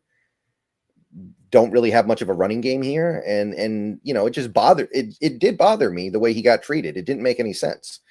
Like the last quarterback who most of these people loved. Russell Wilson had, at most times during his career in Seattle, unanimous approval rating from Seahawks fans. He won one playoff game in a year where he didn't have a top 3 defense backing him up. And we totally got behind that guy. And then this guy comes in here and he's dragging us to whatever little relevancy we have during that period of time. And I don't know. It never made sense to me. Didn't me either. This is the kind of player that you'd think team or fans would be rooting for, that has had to really pull themselves up by their bootstraps to recover their career like he did. Should have been, I thought much more lauded, but it'll be kind of one of those all-time, I suppose, mysteries when it comes to, and again, I think the Russell factor was a big pusher here. Just, he was so revered, so loved. Anybody that came in was going to be the bad guy. You're not my dad. You're not my real dad. Yeah. You're not my real dad, Geno. Yeah, maybe it's that. I just hope the next time this team gets a good quarterback in here, people understand what they have. Because I think other teams out there that have a quarterback of that caliber, they're not trying to run that guy out of here. They're cherishing that guy. They love having that guy. And the fact that Geno Smith was a great story. Like, he is one of the best stories in football over the last few years, I think. This guy crashed out as hard as you can crash out in New York. His career was immediately over. He spent 7 years backing up future Hall of Famer quarterbacks. No chance of playing. He was absolutely career over. And then he, by a fluke, gets an opportunity to play, and he makes the Pro Bowl in back-to-back years. Like that you almost never see anything like that. You don't. It's rare. And football doesn't give you those guys very many times to get that second opportunity to do it. And he got it and he ran with it. And again, just that should be something just people are praising right and left, but just kind of an odd one there. Dylan Sosa, thank you for the $2 donation. Says, can't wait for Jesse to wear our hat after week 1. I don't know if I told you about this, Brendan. I got a bet with Jesse over at the NFC West Roundtable. Our Hawks win, he's got to wear a Seahawk hat on the next roundtable. If the Niners win week 1, I've got to wear a Niner hat. I remember that. I think you mentioned that a few weeks ago. Yeah. The classic. I got to get that hat put together in my shop, by the way, Dylan. You reminded me on that because I'm doing the custom. I'm getting the logo. I'm getting the number 1 fan. I'm going to get 12 for life over here on the side for him. So it's going to be very, very ostentatious and just over the top, Make most painful as I can make it for him, Brendan. Yeah. Well, what happens to the hat that doesn't get used? Because one of the hats is not going to get used. Like, you buy it after the game. So I'm not saying that he'll get after the game. You got to get for the next NFC West roundtable. So, but I get to pick the hat. He's got to do it for my store. So I'm controlling that aspect of it. But thank you for reminding me of that, Dylan, because I got to get that put together like tonight or tomorrow and have that set, because we're winning that damn game, Brendan. We're winning that week 1 matchup. Yeah. If we, with all the things the Niners are going through, we should. I'll put it to you that way. 100%. And we're catching them at kind of the right time, theoretically, by the looks of things, at least right now. Thank you, though, for that. Appreciate you for the $2 donation on Brendan's side as well. Gavin Monroe, thank you for that. This is any update on Riley Mills? Will he fit into the rotation? I don't think so. I don't know where the snaps come from. Like, you've got Big Cat and you've got Murphy, and both those guys, they're not just players. We know Big Cat's good. Murphy should be good. You want those guys on the field as much as you can. I don't think there's anything left for Mills, especially if Jaron Reed plays a little bit at 3 tech, which he might, and maybe even Mike Morris. I'm not even really thinking about Mills being on the team this year. I think he's a red shirt. I think he's a red shirt too. With these injuries that they can come back after a theoretical year. Like you said, it was a late injury when he had it. So it's not even a year you're having him come back from when he sustained it. They can come back and technically healthy, but you have the small tissue injuries that come up. They aren't at 100%. Their legs aren't really under them. They'll tell you a year later after that year, it kind of took me the 2 years to really get back up to where I feel fully back to myself on this side of it. I think the other part of this too is this is a guy that had to gain a lot of weight, Gavin, through his college career. Came in like 255, got up to 295. I think some of what happened with that ACL is he was putting on too much weight too fast, and that his body just wasn't ready for it. And so you probably want him to get better at being able to sustain that weight too, from just a balance standpoint. If you're going to ask him to play like 3 tech weight at 300 pounds, the only possibility to me of him getting in here is that he has some crazy recovery, and that the team actually would look to, I think, try to be using him as a power edge a little bit, because he has some defensive end background to him. So maybe that'd be the only way I could see him to where, look, we have a needed edge. Jen is not coming back. We don't make a trade. Don't bring a Clowney in. Ivy's fine, but we really like this guy. Maybe he finds a fit to that. But like Brendan said, I just don't think there's any snaps for him at the 3 tech, even if he is healthy. And what is going to be his best position long term? He is a 3 tech. That's where he needs to be long term. So I just give it the season, on this one. I think, Kevin, you just let him rest up, let him get 100% healthy, let him get in the weight room, let him just work on his body. And then he comes back next year and you've got another guy that really gives you a problem then at that point, Brendan, because Jaron's still got 2 years left on his deal at that point. Leonard's still here. Byron's still here. He only got so many 3 tech snaps. Then you're in a little bit of a stuck situation. Yeah. Something might need to happen at that point. Like Jaron Reed needs to play nose full time, something like that. That'll definitely have to be how it goes at that point. But even then, I think you're still stuck because then you still have Byron and Leonard eating up all the snaps at the 3 tech at that point. So it's like, how much is Riley going to be able to get there, 10 snaps a game from 3 tech? At that point, it's a good problem to have. Something to deal with next year, not an issue. Yeah, we'll figure it out later. Right now. Beyond Balance, thank you for the $5 donation. Beyond Balance says, you guys need to check out the tape on Jared Ivey. He was unblockable. Sneaky 53 possibility. Oh yeah, I definitely noticed on a rewatch of that game, and a lot of people have noted that he looked really good. So again, this is a guy who was going to get drafted and then he tested badly. So there's something there. Yeah, there's something there, and it's a guy Beyond Balance for us that we do our big scouting look at. We look at around 300 players every year. He was one of the guys we looked at. I had a 4th round grade. Brendan had around a 4th round grade on him.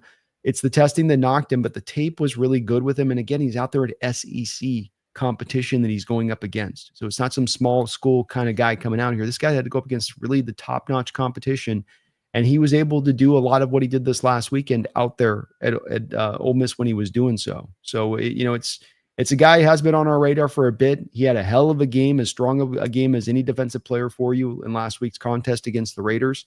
He's got a potential pathway to making this roster because he has a skill set that you do need. You need the power edge. And you have guys in this roster that you don't know if they're going to be able to supply that as much this year. Chenna, injury situation. Garrett Hall, it's been a bit inconsistent in being able to do that up until this point in his career. So there's a potential pathway for him to get this going Beyond Balance, for him to make this a possibility, as you say. Agreed. Yeah, I mean, if we don't go out and get somebody, and we've got a limited amount of time to do that, it's going to be him. I don't think it's going to be Tyrese Knight, who didn't look, or no, I'm sorry, Tyrese Smith. Tyreek. Yeah, Tyreek Smith. You were almost who did there. actually play a decent game against the Raiders. I don't think it's going to be him though.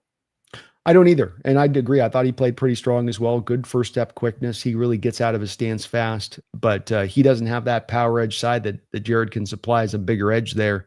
And again, back to maybe a role in this team that's going to be a necessary one when we get to week 1. And, maybe not for the whole year. Maybe Uchenna can come back and by week 5, 6, but you just say, hey, for the first 4 or 5 weeks, we'll have Ivy out there for 20 snaps a game on early rundowns, have him set that power edge opposite DeMarcus Lawrence, and then we'll protect a little bit of Hall and Mafia on the other side of that to keep them fresh for pass rush. Right. That's best way to go about it. But thank you, Beyond Balance. Appreciate it. Double dip dono from you today as well. Thank you for that support. Really kind of you guys. Ben with another $2 donation himself. Appreciate you too for that on the double dip, brother. Says Geno kept our head above water. Haters don't know ball. Did you run out of characters at the end here, so you crammed it all together? I mean, that's pretty good. Yeah, I like that. They made it all one word, and I get it. That word works actually, Ben. Yeah, and it was not easy to keep that head above water. It was very, very hard. Like, I think people don't understand the degree of difficulty in quarterbacking this team over the last 3 years collectively. Like, look what happened to Sam Howell when he went out there. Like, Sam Howell might be bad, but he's not that bad. He's not worst QB in NFL history bad, but he looks like it. Yeah, to your point, if you have a quarterback, you have like 3 kind of or 4 like main factors that are either working in your favor or working against you. Good defense, solid running game, good pass protection, smart offensive coordinator. I think in Geno's account over a 3-year period, you could say all 4 of those were at the very best, in the greatest way you'd speak about them, in a state of flux. In the worst of ways you'd speak about them, you'd say that those were all in a state of disrepair throughout his time. And yet he was able, as you say, keeping the head above water. I think somebody said this as well. I'd love to hear if you agree with this, that they said, if your team's bad, Geno Smith's maybe the quarterback you want.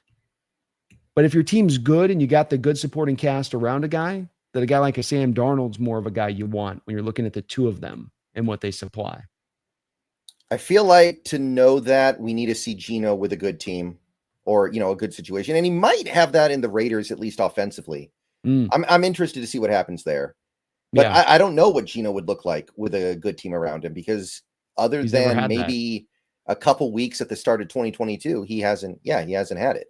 Yeah, So it's hard to know, but the Darnold angle is interesting. The Darnold yeah. angle is compelling because he did have a pretty good situation in Minnesota last year. And I mean, we know what happened. It was pretty Maximize good. the hell out of it, right? Maximize the hell out of it. I mean, I'm certainly in that camp that would tell you if Darnold's in a bad situation with some stuff around him like Geno had dealt with, he wouldn't have dealt with it as well. I would never say that he would have brought the production Geno did. That's back to that other side. Well, you do give him stuff that's working in his favor. He's such a rhythm quarterback. He's such a you give me my structure, I can work within that structure well, kind of QBB and Sam. That I was, somebody else said it. It just kind of stuck in my brain a little bit the other day when I heard it. I was like, I think I might also kind of believe that a little bit. Yeah, I definitely believe it on the Darnold's. I could see it on the Darnold side. Geno, I'm not sure. It's hard to know. Well, It's a very odd thing to say, though, right? Like it's almost like a basketball thing. It's something you hear in basketball where you have a player like Sharif Abdul-Rahim who's really good when he's on a bad team and he gets to take all the shots. yeah, But when you put him on a good team, he can't work. Like I don't know. You don't usually hear it for football, I feel like. You don't. And back to your point that we haven't seen Geno with a good team, so it is a little bit of an in the dark kind of assessment of it when you haven't ever actually seen him with that supporting cast. It's and so to be fair to Geno on that, give him something good to work with, and he even looks better, potentially on that. But just a theory on that. A Joss, thank you for the $10 donation. You guys are kind as ever. We're rolling midseason form here, dono after dono. You guys are just awesome. Thank you for all of that support. You as well, Joss. Letting Geno hit his incentives in the week 18 was what forced him out. That $6 million counted against the 2024 and then the 25 cap, likely to be earned. So this is because they were escalators, right? They weren't incentives. Right. So it counted against the cap last year because he hit the bonuses, and then they were going to be assumed to be hit because he hit them. Okay, I think that makes sense, right? I think that makes sense. It does make sense, Josh. I see what you're saying on that. I think the part that to consider with this, though, too, is that Geno was going to want a new contract. Mm-hmm. So the escalator stuff would have been in there, but that you probably would have torn up the contract and just made something new on the new deal that you wouldn't have built on the old contract. Maybe you would have just extended it. But and even then, if you're extending it, that those numbers still then do factor the negotiations part to your point, Joss, on that. But I do think that the part that when you tear up the contract, Geno's not coming back to play on that final year of that deal. He wanted an extension last year before training camp. That was, to me, what made it the place where I think in a lot of ways Seattle kind of pushed as much of this more than I know the narrative out there is this, Geno pushed on this, but I think it really came down to Seattle just not wanting to pay up to what Geno wanted to be paid to remain, and that they wanted to go with the guy that they thought was going to be less inexpensive, younger, similar level of play. I think there was a little bit of that was built into it, but I get what you're saying with this. Yeah. And as somebody that obviously follows football pretty closely, because I have to, I've really moved away from thinking about the little finer points of these contracts. Either I want the player or I don't. Maybe with like mid-level players or role players, yeah, it makes sense to quibble over a few $1 million here and there. But when it comes to these upper level players, I'm starting to think these teams are just like, either I want the player or I don't, and I'll make it work one way or the other. And I'm not going to worry too hard about, I spent $2 million more than I wanted to. Like there are ways to make up for that. You draft well. Those players don't make anything. Just draft well, you'll make up for it. So I don't know how Schneider looks at this stuff. Maybe he looks at this stuff differently, but I feel like for the most part, we talked about this last week, the cap goes up by $25 million every year. Don't worry about contracts. With the exception of Deshaun Watson or Russell Wilson or Christian Wilkins, these contracts, you're really almost never going to regret them for players that are good. You're just not. Agreed. And I think that the two other parts contractually wise that's helped this process move to where it's at now is option bonus wise. It's no longer just about the bonus that you signed to the front end of the contract, but now you can structure option bonuses within it down year 2, 3, 4 in alignment to better massage the numbers. And then, of course, the void years too on top of it. So I agree with you. I think if you want to get a deal done, you get a deal done. That's part of why I said with Geno that this didn't come down to just, well, I want to go play with coach. If you had made him the right offer, if you wanted to sign up for the experience and pay him the prime pump prices that he was going to want, he remains. But you made the determination as a team that you didn't want to go up to that high of a price. You didn't want to pay for that. You could better spend that money elsewhere. I do feel like that's the way that played through. Right. Joss, thank you for that donation. And Beyond Balance coming in with another dono. You're awesome, brother. Thank you for that $10 donation. Says, don't want to overstep, but would be awesome if Christopher Walken could get my daughter pumped for her first Hawks game. She goes by Biddle. Well, I'm going to tell you now, Biddle, get hyped. You're sitting home. You don't know what you're doing. You go, when's the game, Dad? When we playing? Soon, daughter. You're preparing yourself soul-wise for what's going to go down. It's Friday. We're going to go take Super Bowl team every year. They go, why? Officials. That's my reasoning. Not this year, though. You're going to send them to hell in a handbag. Lumen Field, week 2 preseason. How? We're that good. We kill teams in the preseason. That's how good we're going to be this year. Yeah. So go, daughter, Biddle, with your daddy. Enjoy the win and the ultimate distraction of Kelsey and Mahomes forever. It's not a great walking today. I'm doing my best to down balance. To get 2 hours in, it's a little bit, the voice gets a little shoddy, but Walken's hyped. Your daughter's going to love the game. It's a good game. Going to win big all around. But thank you, Beyond Balance. Is it holding up okay today, man? Is the Walken holding up? No, I think it was good. It actually reminds me though. So they're making Dune Part 3 next year, right? It comes out next year. Gazina Al-Gaib. Mm-hmm. What do you know about him, Duke? Well, that's the thing. I was looking at it. Walken's not in the casting list. I guess the Emperor doesn't appear in Part 3, and I was like, oh man, that's disappointing because he did so little in Part 2. I was like, oh, maybe we can get a little more of him in Part 3, but no.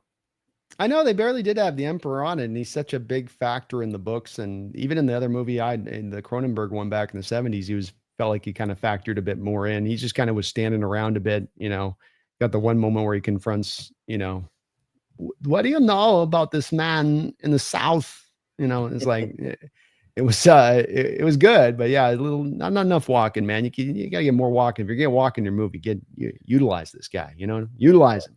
Yeah, it was hard though, because it's such a serious movie, but every time he's on screen, you just want to start laughing because he's become such a caricature of himself in recent years. Oh, he is. Yeah. You look at him and immediately you're thinking, oh, this is a funny scene. This is a comedic scene, and it's not. And I've had that problem when I saw the movie in theaters. I have the issue too with it. It's a little bit like what happened with Pacino. Like, early Pacino worked so great, and then Pacino, as he gets into the 90s, starts getting more bombastic and, oh my God, what are you gonna do? How are you gonna get him all the way up on his head? It's a lot of that. Every performance and it just becomes more amped, more. And then you, like you say, you get to a bit of a character, get your point of it, and you're like, okay, we're kind of off the reservation here, Al. Like, let's dial it back down. Quite a far bit like earlier. I'm just a godfather, and that's what I'm gonna do. And it starts from that spot, it gets up to there, Oh, that's a hooah. Yeah. I love The Irishman though. I thought that worked really well, so I didn't have a problem with it there. I just the de-aging and like you got De Niro trying to kick a guy's butt at one point. He can barely. Yeah, that was the one scene where it was like, oof. Yeah, that was where he's like, but he's like walking along in clumps, just it's like, okay, it would just go with the younger actors on this one, but I think that would have worked better if they'd done the younger. But he wasn't bad in that. Yeah, it fit, especially because that was kind of Hoppa's personality too. It fit because Hoppa was so like that too, Right, absolutely. Kind of looks like him too. I didn't have a big problem with how they did look a little bit different. Like when they did the Kurt Warner movie a few years ago, if you remember, they got Zachary Levi to play Kurt Warner, and I know what Kurt Warner looks like, and that bugs the crap out of me that he doesn't look anything like Kurt Warner. Didn't bug me with Jimmy Hoffa. No, me neither. I was okay with that part of it. That part fit for me. It was, it was a good movie. It wasn't a bad movie by any measure on it. It was just sometimes it was jarring with the whole trying to make these guys who are obviously in their like mid 70s looking, way much younger, just didn't quite hit. Mm-hmm. Cosro Solari, thank you for the $2 donation. Did you guys see the Jerry Jones soap opera stuff? I've been monitoring it. Has there been more soap opera, even more in the last day or two? It's constant. Well, it feels like. I think what this is referring to, he came out and admitted that he's doing this stuff to get people's attention. He was like, when you're creating controversy, you are getting people to pay attention to you, and that's a good thing. It was almost like he was admitting, yeah, of course I'm going to pay Micah Parsons. I'm just doing this to get people's attention. And I mean, okay, that's one thing, but is Micah Parsons in on it, or is he just getting dragged around right now while you're getting people's attention? What about the fans that are having to kind of hold their breath a little bit right now? Like, it's not as cut and dry as you're making it. Yeah, I don't get the upside to Jerry doing this. I cannot be I just don't see where there's the bottom line that this equates out to a benefit for the Cowboys. It doesn't help the locker room. I don't think that it's making you a single dollar extra that the people are talking about this stuff in the news. It doesn't get anybody hyped about the Cowboys team for the upcoming season. It just feels like nothing but a loss at every turn for Jerry on this, even if he gets the deal done at this point. And certainly a loss for your 2025 season Cowboys that you're hoping this year you can do a little bit of something. You're about to pay, you're paying the highest price for a quarterback in the league. You're spending as much money on a wide receiver as anybody in the league. You're about to make a defender the most highest paid defender in the sport, all so that you can be a third place team. I don't get what he's doing. It seems like senility stuff. It seems like sundowner kind of stuff to me a little bit in his approach. I just don't think anybody can tell him nothing in that organization, and haven't been able to for a long period of time. And it's a joke. It's a circus and it's a joke, and the Cowboys are never going to be anything while Jerry Jones is owning that franchise, much like I thought the same thing with Mark Davis until he brought on Brady. It's kind of the same thing. You're going to be a joke. You're never going to get your organization right. It's too hard to win anyway if you're doing everything right, everything intelligently. When you're doing open, blatant stuff stupidly, you've deep sixed your chances, and right from the start. I mean, the real L was not paying Micah Parsons last year, because last year was his fourth year. If you had paid him after the third year, it'd be going down a lot easier. Same thing with Dak. You had the same issue with Dak that you ran down to. You ended up paying way too much, and now you're over the barrel on it because you don't do void years. You don't do option bonus kind of year stuff. You're trying to always stay cap to cap year by year. And so Jerry gets to eat this one, but he deserves whatever he gets in this because he's made it happen. He could have just shut his mouth and gotten this thing figured out, but instead he's got to think he's falsely inflating stuff that I don't think is getting all that inflated as far as the eyeballs on their product. Hawks Coots, thank you for the $7 donation and your double dip donation today as well. I really appreciate you for that. Says, what's the ceiling of this team and what's the floor? Thanks, guys. Great show. You answer that real quick. 1 second here. Okay. Well, I mean, I think clearly the ceiling is 17-0 and the floor is 0-17. Mm-hmm. Yeah. What I said was the ceiling is 17-0 and the floor is 0-17. I think we have to start there, right? That's common sense. Yes, I guess so. Theoretically there. With this schedule, I don't want to get over my skis here, but with this schedule, I really do feel like 13 wins is doable. I guess the floor is hard because you could have a bunch of injuries and then you're just DOA. I guess if you're saying a normal amount of injuries, like we get 17 games of Darnold at least, et cetera, I guess the worst would be, I don't think we win fewer than 7 games, maybe even 8. Yeah, I think that's probably about where I'm at with it. I'm torn a little bit on this on the 7 to 8 win spot as well, as far as the floor goes, where there is a way that this could go wrong to you getting down to 7 wins. I think if it injuries did hit right, you don't get in development in the right spots, the offensive line becomes a joke again. you could definitely slide down there. But I do find myself as well with Brendan on the same place. And maybe it's good me and both Brendan see the same thing on this Hawks Coots to the both the floor and the ceiling are real here, where it's okay, 7 wins, but then 13 wins is definitely where I do see a ceiling here where things work out great and you can get to that spot on the other side of this too as well. So it's a pretty wide variance. I've said it's probably the widest variance that you've seen from a Seahawks team in my prognostication of them in probably 5 or 6 years, where it's much more about, at least I kind of know where the floor is, but maybe got a limited ceiling. This ceiling's much higher. This floor is probably much lower. And where it's going to stand, I'm not quite sure at this point. I think if I had to bet, I'd say it's going to be more on the upper side. I still stand true on my 11-win outlook for this team in overall terms, but it does make it harder this year, Hawks Goose, because there is a bit of that variance at play. Yeah, I just keep looking at it, and even with some of these games that we assumed were going to be a little bit harder, like there are terrible vibes coming out of the Steelers organization right now. Don't you agree? Oh yeah, I think it's not been necessarily great returns with Rodgers coming in here, and him and DK don't seem to have this instantaneous chemistry where they're just like, it's like we've been brothers our whole lives. We complete each other's sentences. You know, and have you seen Rodgers doing like the pocket gamut where he's pretending simulated climbing around in the pocket, and he's just like, I don't even know how to put it. He looks like he's got cinder blocks taped to his feet.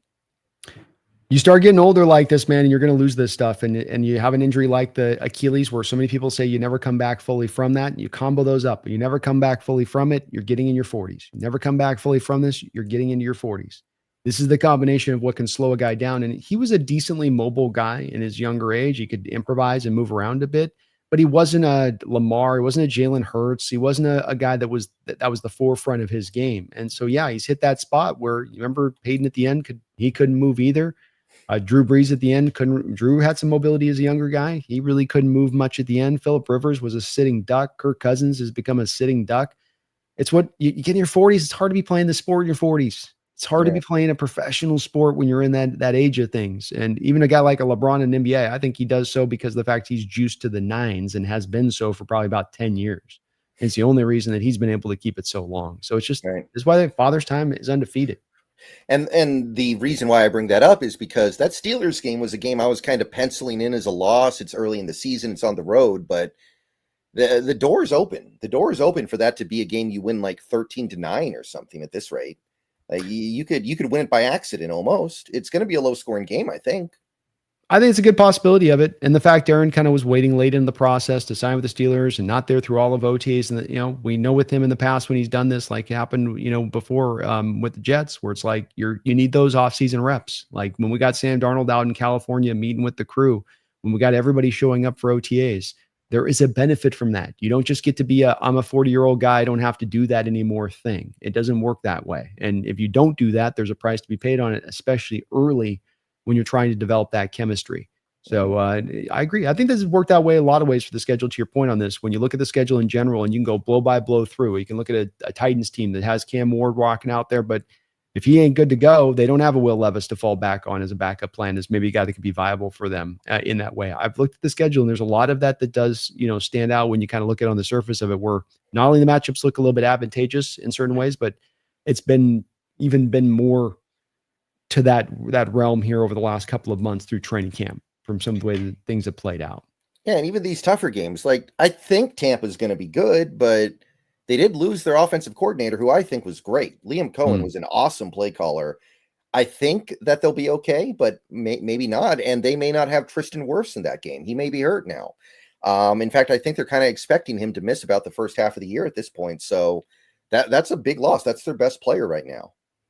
It is indeed. And you've got Godwin coming back off of, I believe, a torn ACL from last year too, is in addition to that. And so that's another part of this. And yeah, I think even the tough matchup, there's some stuff to do where, we could kind of work around through that. We can work around through this. And so you're well set up this year, I think, to be able to go and accomplish that ceiling, Brendan.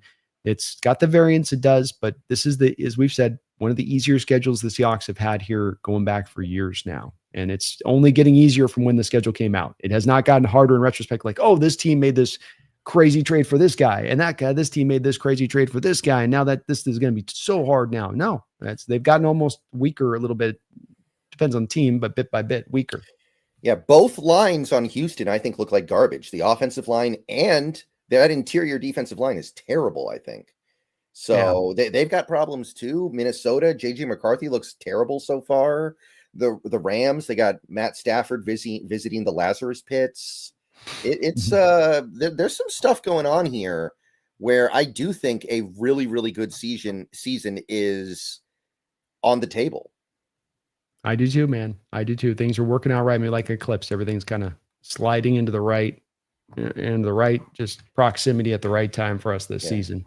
Did you read about the trailer they had at the Rams camp that Stafford went into? It was like I can't remember what they call it, like a holistic air tank, or I don't know. It was like some weird thing out of like it's like something that Batman, chamber. Yeah, it's like something Batman goes into when he's 70 years old, but he needs to go out for another mission. Yeah. We left a little gray. To look realistic. Yeah, I think it's not a great sign. My guy over there, Jake Ellen Mogan, who covers the Rams, is completely nonplussed by it. He says that everything's going to be fine with it, but I mean, we're getting through camp. He's not practicing epidermal shots. Backs are weird. Had back problems in the past. Another guy, a little bit like, with Aaron Rodgers, where, you're getting up there. You played a lot of football. Father Time's going to start hitting you. It already started hitting you last year. And you could feel with Stafford that, the arm was still there last year, but he's definitely losing some mobility. He's not moving around like he, once did in that. And again, like Rodgers had good mobility a little bit, not like upper level, but decent. And now you go from kind of decent to a little bit below average. And now you got to be all that much better as a passer. Now you got to be all that much better in your processing and moving in the pocket. And it's hard to have to play that much more perfect as you grow older in that way, even with the more increased intelligence and all that with playing. Yeah, that's the underrated part of this too. Stafford was okay last year. He was okay. He got away with a lot of throws that should have been picked off. And in the second half of the year, the only really good game he played was in the wild card against Minnesota, I think. Like, I think if you went down like his game logs, everything else was shaky. Definitely had some of that, like you said, the turnover-worthy plays, which we know year by year can correct itself, and you throw so many turnover-worthy plays that it clicks back in that next year. They had some injuries to the receiving core with Kupp and Puka out for a good amount of the year too as well. That didn't help, and the offensive line wasn't as settled, I think, as they hoped it was going to be with all the money that they spent on it the prior, couple of years on that. But we'll see where he is this year. We'll see if he can get back off this back, and that back, man, those things are hard to fix, Brendan, when they start going sideways. So no guarantee he's going to be able to bounce back on that. Ben, thank you for the $5 donation. I appreciate you for that. Ben, he says, I converted my girlfriend from a Raiders to a Seahawks fan. She's now enlightened. Now we breaking down Geno, Jamal A, and Pete to her Raiders family. Laughing out loud. Well, there we go. Well converted. Those Raider fans are hard to convert, Ben. I can attest to that. They are diehard. So you had to have made a great case at that to pull that one off. That's for sure. My family on my dad's side grew up Raiders fans because everybody in this area before the Seahawks existed were Raiders fans because the Seahawks only had a team in 76. And my dad's side, my dad was born in 61, I think. And he has brothers that were born in the 50s. So they liked football, but Seattle didn't have a football team. So there was definitely a carryover from that. So Raiders to Seahawks, there's a pipeline, is what I'm saying. That makes sense. It was the closest team. So, I mean, that totally makes sense. So I hope good things to the Raiders this year. Jamal looked pretty good in the game last week and playing linebacker. He seems to be fitting to that spot well. And I hope they can go out there and make some noise. And thought it was going to be uphill battle for them, but like Chargers are getting a little bit snake bitten with some of the stuff you're hearing from them in training camp a bit. So maybe that'll give them a little bit of an inroad, especially if Denver's not quite as good as everybody thinks they're going to be, which I just think Denver's a little bit overrated in how people are talking about them right now. I know the defense is really good, but I haven't heard anything to follow up on this, but I remember reading something earlier today that Garrett Bowles got taken off the field. That's not good.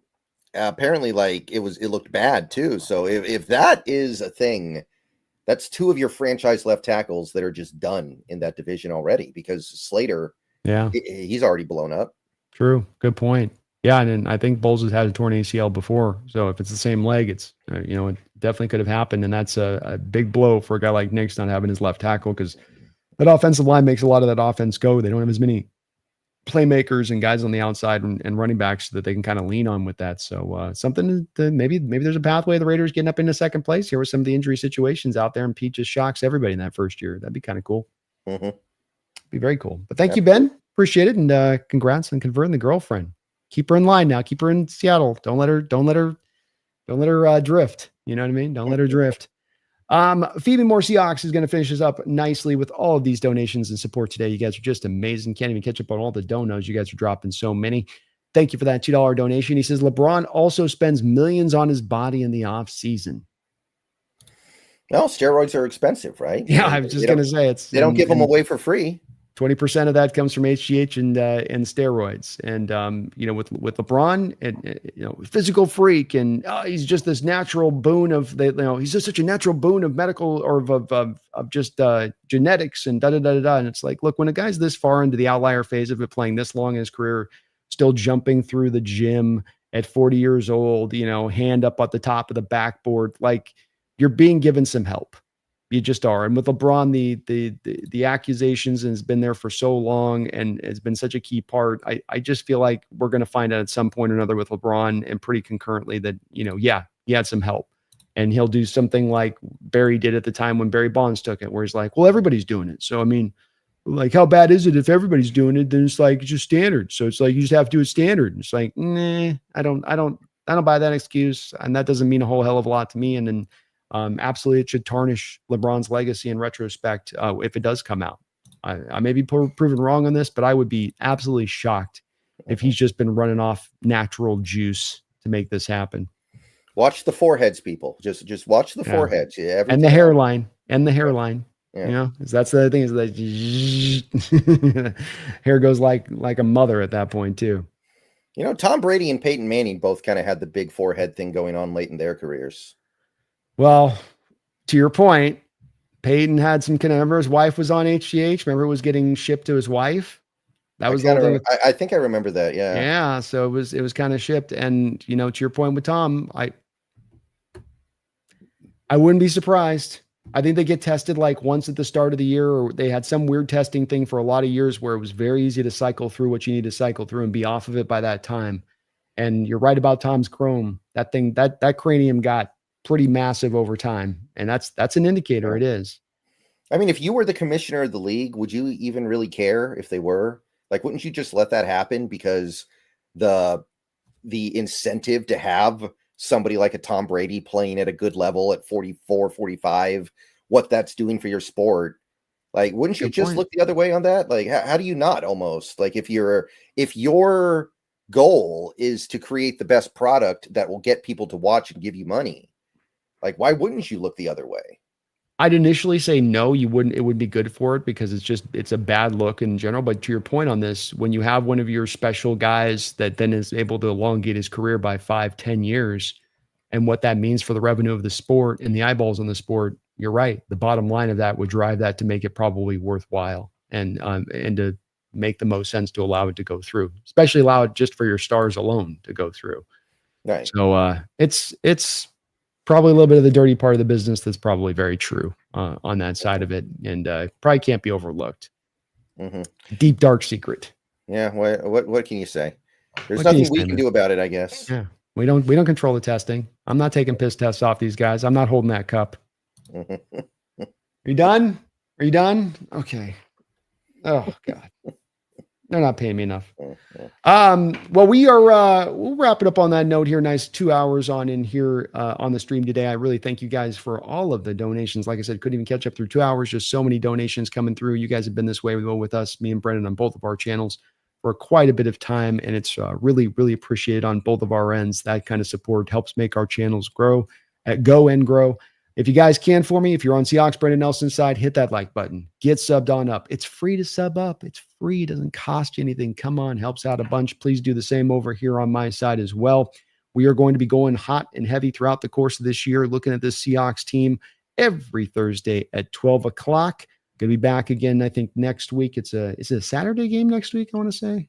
I think Saturday is right, but it's also an earlier game. It's going to be like a 1 o'clock. Let me check and make sure I'm right on that, which I think is probably a little bit better. I think the 7 o'clock start is a little bit of a killer. I hate the 7 o'clock start. That's awful. God, this is a horrible time to start a game at 7. Yeah, 1 p.m. Saturday. And then we get a week off and then the first week of the season.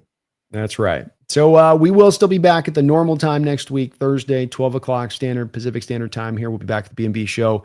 taking a look at that final preseason game and all of what we got to do to ramp up here to be ready for the opening start of the year, get some updates. Maybe we'll even have some signings to discuss. Maybe a Clowney comes down the line. Maybe there's a trade in John Schneider's back pocket here as you're probably approaching that spot, Brendan, to where if he's going to do something to try to add before the start of the year, probably happens in about the next week to make sure you can have a guy prepared for a couple weeks to be acclimated onto the roster to be ready to roll week one. So we may have a little bit of extra stuff to kind of talk about next week. Hopefully we'll see on that side of it.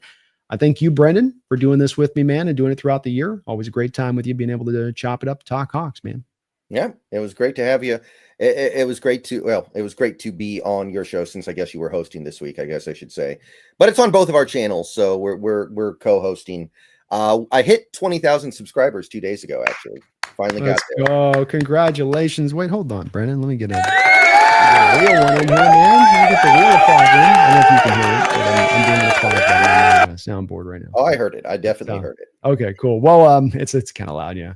Well, congratulations, Brendan. That's awesome. I can attest. You get in that 18, 19, and it's a little bit of that, grinding up point to get over that 20,000. So well earned on your part. And now on to 30,000, brother. Now into the big 3-0. Yeah, I do. I keep waiting for it to plateau a little bit, but so far it's pretty consistent, honestly. And it's already gotten higher than I ever thought it was going to be. So at this point, I don't know. I don't know where it goes. I don't know where the stopping point is. Maybe it doesn't. Maybe it doesn't. No, sir. No, sir. Hopefully it just keeps compounding. That's what you want to see, man. Just keeps, more and more and more and more and up and up. And I think it will at that for you, Brendan. No doubt about that. Well, thank you, man. I appreciate you doing this with me. And I will see you in another week. Hopefully we get not a tie, but a Seahawk win and everybody's healthy and feeling good and feeling right. And we got just nothing but good vibes as we now motor our way here closer and closer to the regular season. Yeah, I'm ready for it. So thanks for doing this with me. And hopefully we get that first win. My pleasure, man. And hopefully we do it that. We will be back soon, but until next time, we shouldn't have to let you guys know. We shouldn't have to remind you, but you know what, Brendan? We're going to do it anyway because that's just what we do. Get ready for a real fine season here for your Seattle Seahawks. Get ready for them to surprise this national opinion, this lazy national opinion that exists out there. They don't know what they're talking about. They're not looking at us. They think we're in Southern Alaska. Let them overlook us. Let them keep us in that underdog phase. Let them look at us as that Cinderella-like team that will never put on the slipper. We're putting on that slipper, so you lock it in, people. And don't you ever forget. Go Hawks. Go Hawks.